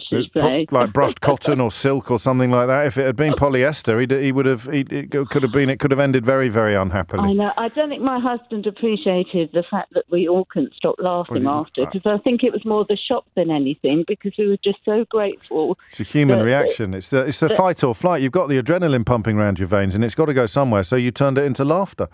Yes, exactly. And I was just thankful that my brother-in-law hugged him. Hugged him better. Oh, that's lovely. Thank you, Francis. And what? Anyway, Merry Christmas. Well, hang on. It's a bit early. Well, no, go on then. No, Merry Christmas. I want to be the first one to wish you a Merry Christmas. Well, you are now. Thank you very much. Have you got your tree up yet? Have you got your tree? Oh, my God. I've got 2 big trees already. Yes, already, yeah. Very ahead of the game. Well, there we go. Yes, well, I am. Tell your husband and I've just been wrapping up presents this morning while listening to you. How delightful to keep me company like that. Make sure you keep him away from naked flames this year, Francis. I will do. Anyway, thanks a lot. Thank you very much. Thank you. 12:27. Rob's in Wokingham. Rob, what happened? Oh, hi, James. Hello, well, let me set the scene for you. Christmas night, round at family's house, quite late in the evening. We've all been on the sherry, shall we say? Yeah. And we decided we should play a game of charades. So we kick off in earnest. I like a bit of charades. And I used to. And it was my turn, so I get up to do my thing, and I've picked out Titanic. So there I am, stood there trying to be, Leo.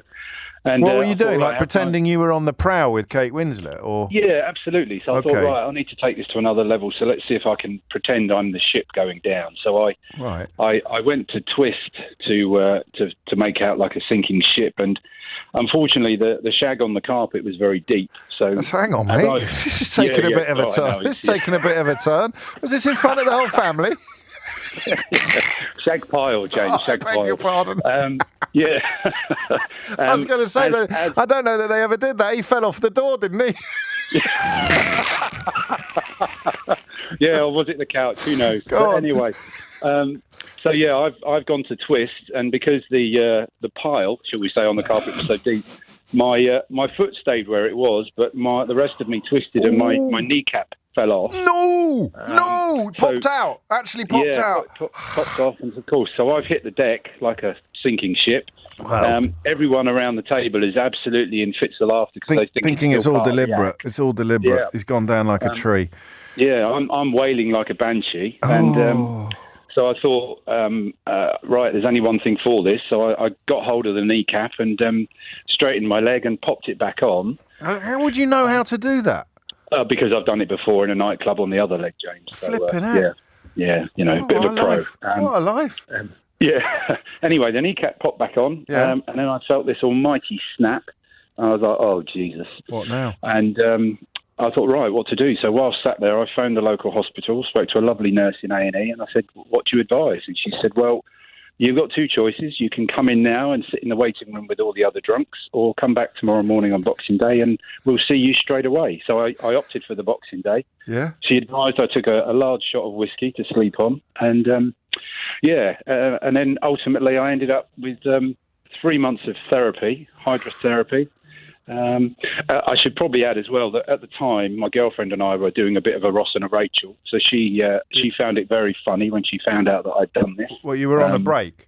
Yeah, we were on a break. We're now married, and she still laughs about it. I'm not surprised. So, do you still play charades? I try and avoid charades at all costs. Yeah, there you go. So segues and charades so far today. Segues, charades, and reaching into the box to try and retrieve the paper. Well, this has gone a lot better than I even dared to hope. But thank you, Rob. Stay safe. 12:30 is the time. Lottie Morley has your headlines. Could you pick a winner? I'd struggle to pick a winner, but I think the decision to err onto the side of silliness for the final hour that we get to spend together this week was almost certainly the right one. But I do want to introduce some seriousness into proceedings now. It's a story that I've been following on social media and in Prospect magazine, which is a brilliant magazine if you don't already know about it. And it starts in a very odd place. It starts with me saying something that I never thought I would say out loud. It starts with me saying that there was something very interesting in Nadine Dorries' book. Yeah, I thought that would get your attention. And even more remarkably, something that, well, as far as people who have looked into this can tell, something that turned out to be true. Alan Rusbridger, currently the editor of Prospect, former editor, of course, of The Guardian and chair of the Reuters Institute, is the sort of self-appointed scoop hound who's gone after this. What was the story that you stumbled across? Thank you also for reading Nadine Dorries' book on behalf of the rest of us so that we don't have to. But what was the story that you stumbled across, and where has it taken you, Alan? So on page 81 of Dorris's book, she was Secretary of State for Culture at the time. So she was the person who ultimately made the recommendation about who should chair Ofcom, which is the media regulator, which regulates the BBC. And she reveals that she was called into Number 10 to meet a man called Robbie Gibb, who is a BBC non-executive director, former spin doctor for Theresa May, and another aide, Munira Mirza. And according to Dorries, they both spent a period of time trying to persuade her to appoint one of the two candidates who were still in the race, a man called Lord Stephen Gilbert. But both of the candidates were Tory peers. The other was Michael Grade.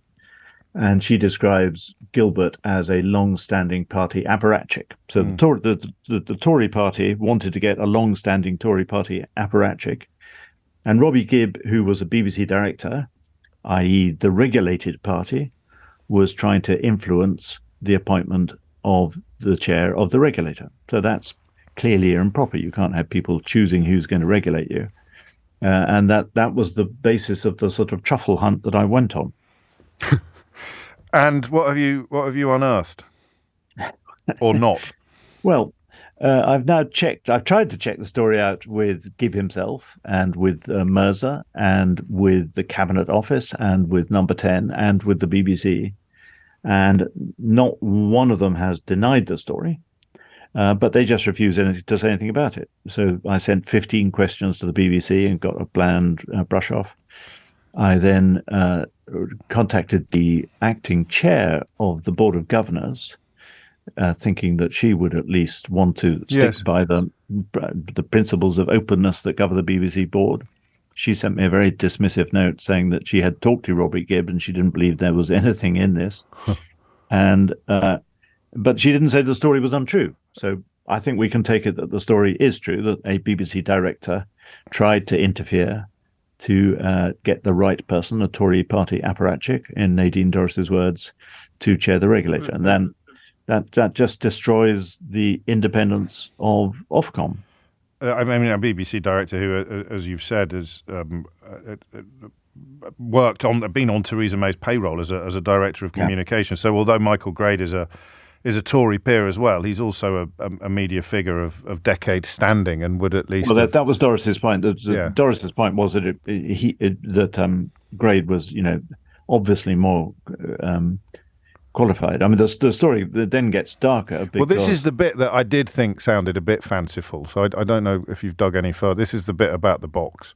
Yeah. So she then says that having said that she wouldn't change her mind, she then gets a call from a man called Dougie Smith, who is a shadowy figure inside Number 10 of the Conservative Party, which she described as intimidating and bullying. And she nevertheless puts a note into the Prime Minister's box saying, no, it's got to be Michael Grade.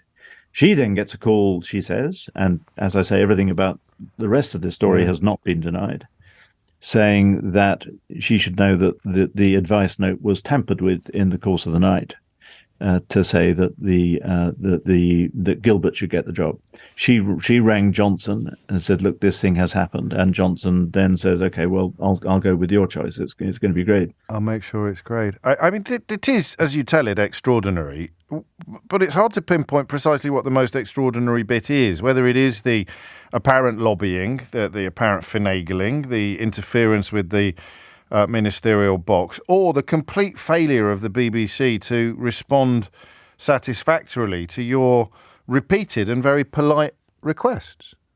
Well, all those are worrying. I mean, the attempt to get the right person, in inverted commas, into the Ofcom is worrying. They regulate us as well, of course, Alan. It wouldn't just be the BBC. It would be me. Yeah. As well. I mean, it destroys. I mean, I'm afraid Johnson, by trying, originally, you remember, tried to get Paul Dacre to chair Ofcom. Yes. And Charles Moore to chair the BBC. So this was the government trying to break down all the barriers between independence of the media and the regulator. So all that's worrying. But I'm also sad that the BBC, which I admire and support, doesn't feel in any way willing to verify the story. I mean, the story is clearly true, or the bits of it involving Robbie Gribb are clearly true. And my sadness is this, that in 2023, we rely on journalists to verify facts. So that means you ring up and say, look, Nadine Dorries has said this story. Is it true? And BBC journalists do that, I imagine, hundreds of times a day, if not thousands of times a day. And yet the BBC as an organization, asked a simple question, is this true or not, has repeatedly refused to comment. And I think that's just really bad behavior by the BBC. And if the BBC starts doing that, then why should any organization ever help any journalist ever verify facts? It's just really bad. Do you care to speculate at all on why they would do this? I mean, Gibb is quite well known for throwing his right weight around at the BBC, lecturing journalists on what impartiality is and should involve, despite, as you've reminded us, having come box fresh from Theresa May's operation at Downing Street, something that Lewis Goodall, my colleague here now at LBC, has spoken of in the past, saying that he found it a little rich that he was getting lectures on impartiality from a bloke who got a peerage off a Tory Prime Minister. So are people scared of Gibb? Would you care to speculate? Well, I think he's a very influential figure now, because we have a Conservative government. The Conservative government is putting a lot of pressure on the BBC, claiming that they're biased. And so a scandal involving the one sort of identifiable, self-identifying Tory on the governing body would be embarrassing. So I think that the media strategy is we just won't say anything about this. And I know there are journalists who have tried to pursue this story and have hit the black brick wall that I've done, which is why you haven't read anything about it. And I just think some of us should keep going. I've been using Twitter to approach various BBC programs to see if they will have me on, because the BBC would then have to, you would think, put somebody on the show to answer the allegations. And imagine if Nick Robinson or someone asked a BBC spokesman, is this true? They couldn't flannel. They're normally quite good at marking their own homework, even, I mean, in some famous cases, to their own detriment, aren't they? So it is a departure from normality. It is, and I think sometimes the BBC goes too far in flagellating themselves. So there's something curious about this story, which doesn't add up, and I can't quite understand why, but it's something to do with the personality of Gibb, and maybe the timing of a new BBC chair about to come in, who is reported to be an ally of Gibb. Well, we shall keep an eye on your work and happily invite you back to bring us up to date with any developments, Alan Rusbridger. Thank you. Thank you. 12:41 is the time. Curiouser and Curiouser. And if you follow Alan, and indeed his Media Confidential podcast that he does with the former FT editor, Lionel Barber, is highly recommended by me as well. Then keep an eye on that story, because it's something I write about in my new book. They're constantly claiming the BBC is biased against them, while the capture of it is almost complete, up to and including people on the board allegedly trying to influence the appointment of the supposedly independent chair of Ofcom. It's 12:42. Back to that This is a bit of a gear change, isn't it? But, well, let's just say this is not the kind of journalism Lord Reith had in mind when he formed the BBC, but I consider that to be a mistake on his part rather than an embarrassment on ours. Back to the question of the Christmas injury stroke mishap that happened as a consequence of your own very stupid, or indeed, as it's turned out, your loved ones' very stupid behaviour. Andrew's in Crowthorne. Andrew, what would you like to say?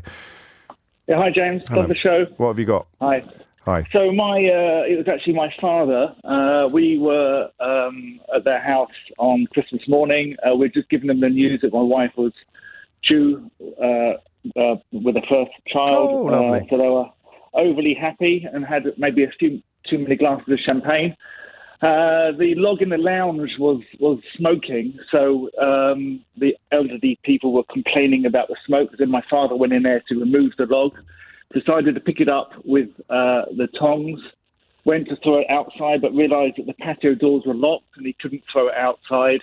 And he just dropped it onto the sofa, onto the floor, and a small fire started, and then he went to try and pick it up with his hand and burnt himself. No. But thankfully, only minor burn. So he's walking around, he's dancing around the sitting room momentarily with a burning log in his hands.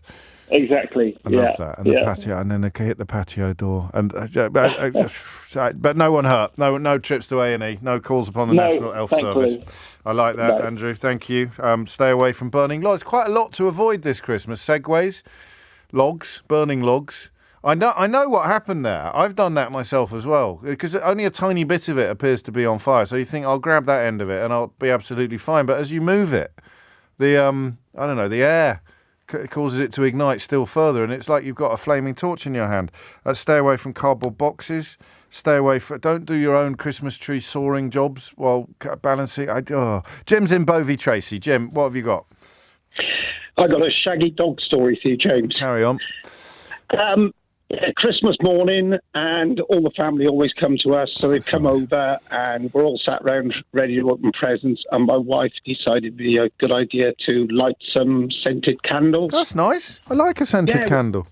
Yeah, it was very nice. And we were sat there, and then my mother-in-law said, "Oh, what's the matter with the dog?" The dog? And we looked over the dog, and the dog was sort of sat there with her head going round and round in circles. So I called the dog over to me, and she was walking like a drunk person. Right. And then she collapsed and passed out. Really? And we were absolutely horrified. So my wife gets on the phone to the vets. Yeah. On Christmas Day? On Christmas Day. Oh, crikey. And we were transferred to an emergency vet who said, bring the dog in straight away. So my wife and daughter grabbed the dog, jumped in the car, and drove to Exeter, which is where the emergency vet was, which is about 20 miles away. Good grief. We're gone for several hours. We were phoning them. They wouldn't answer their phones. Then they came back and said, the dog's, apparently it's a reaction to the candles. And they kept the dog in for observations, and they'd given the dog some drugs and things like that. So all day, my wife couldn't have a drink because she had to go back and get the dog. Yeah, that was big of you, Jim. Well, I'd already had a drink, James. Come on. Well played. Christmas dinner was very late. Yeah, clearly.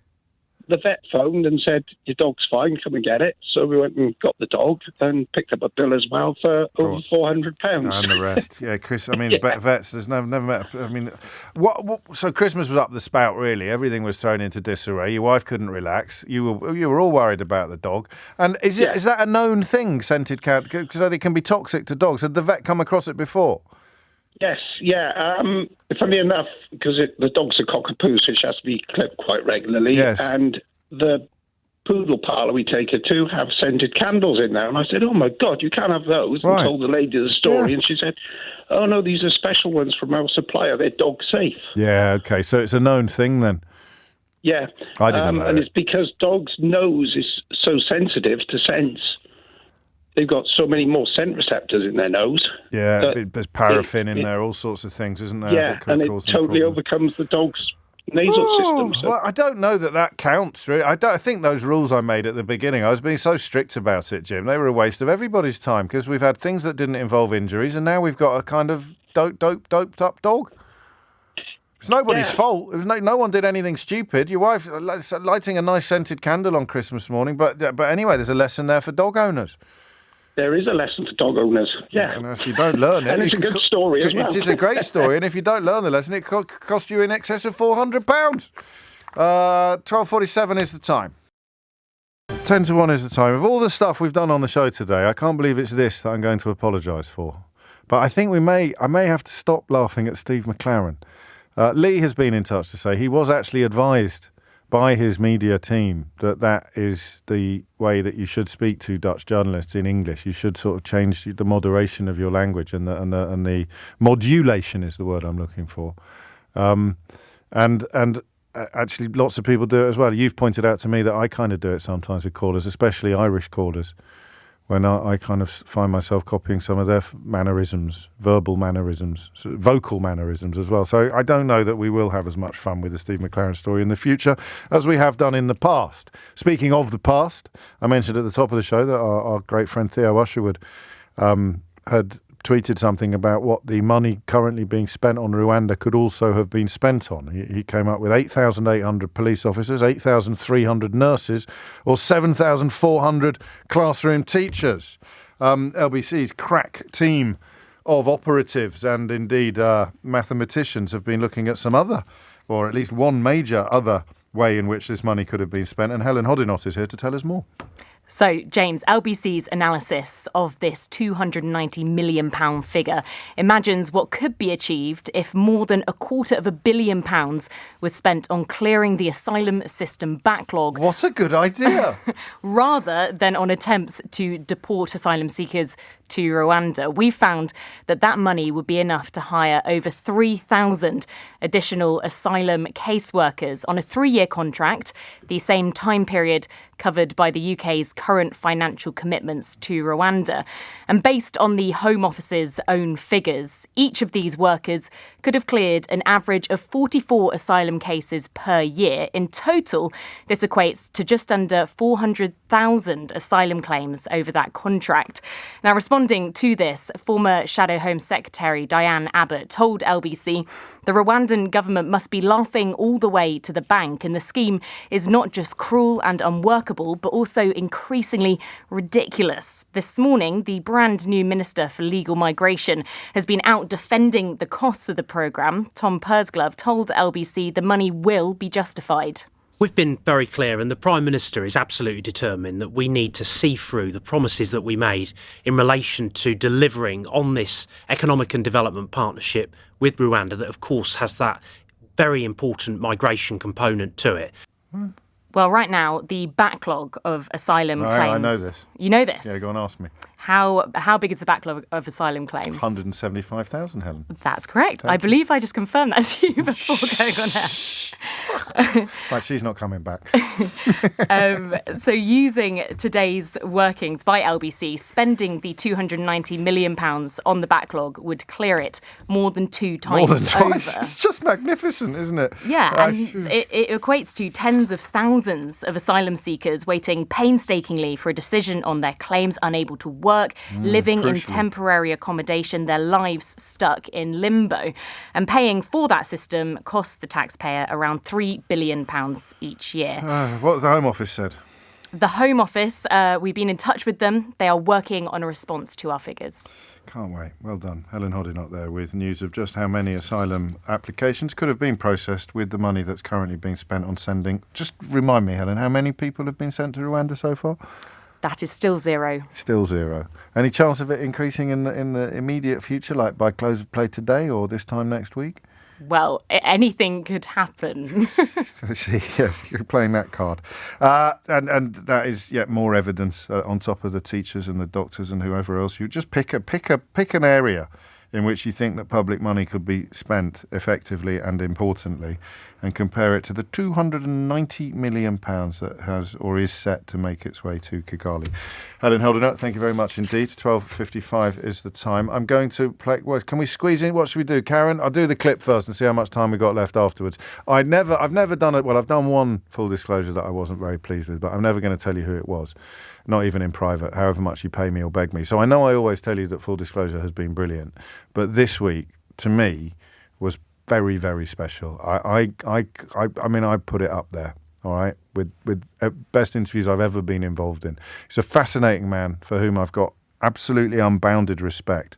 Well, at least I thought it was unbounded, because I came out of the interview with even more respect and admiration for him than I went in. I'm talking, of course, about the TV presenter, conservationist, campaigner, legend, Chris Packham.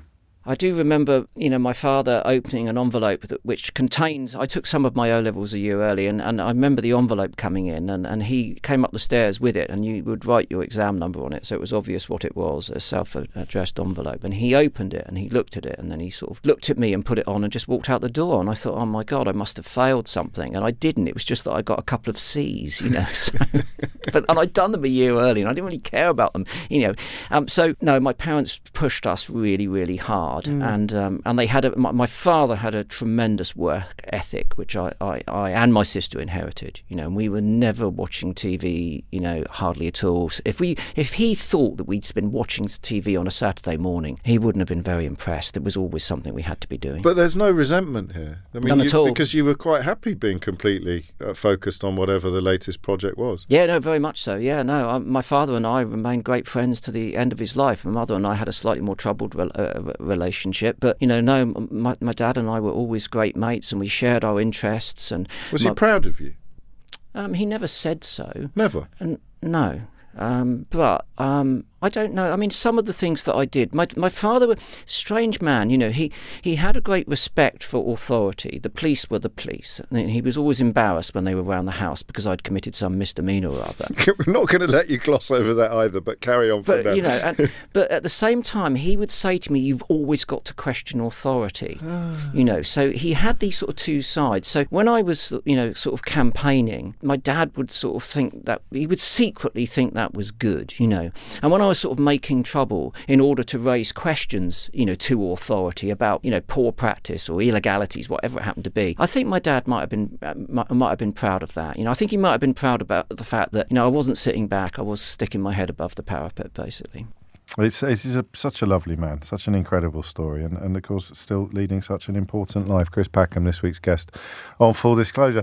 I've got a call here that says, well, I've got to take it, and it's in Liverpool, so Sheila Fogarty will forgive me. Karen, what's the story? Oh, hello, Brian. Yes, it's well, you've made Sheila's day. Many years ago. Yes, carry on. Boxing Day. Yes. A multi-generational meal of people round the table. Go on. My father, who's in his 80s now, but was probably in his 40s, 50s then, yes, was a bit of a joker. He thought it was a really good idea to replicate something he'd seen on the Generation Game the night before, or the week before. He went out the room, came in with his mouth full of, we now know, methylated spirit, and then proceeded to be a human flamethrower across the table. He did like fire eating, breathing fire. Yes. What happened? It was spectacular. I bet. It did shoot right across the table. It set fire to the serviettes. We were all panicking. That's straight out of Alan Bennett. The table. Yes. He singed my Auntie Nora's eyebrows.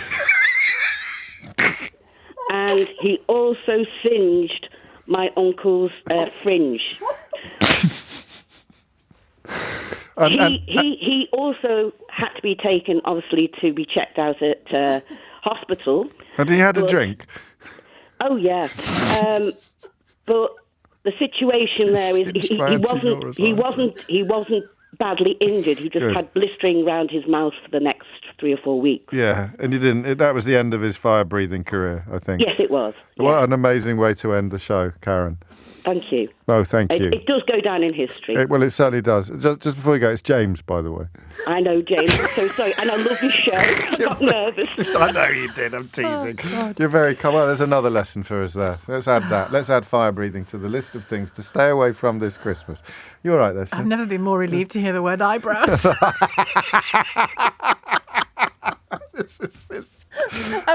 I was wondering if Nickers was coming, but it didn't. If you missed any of today's show, it's worth listening back on Catch Up on Global Player, where you can pause and rewind live radio. You can listen back to the whole show podcast on Global Player, where you can also pause and rewind. All LBC shows there, as well as the podcasts.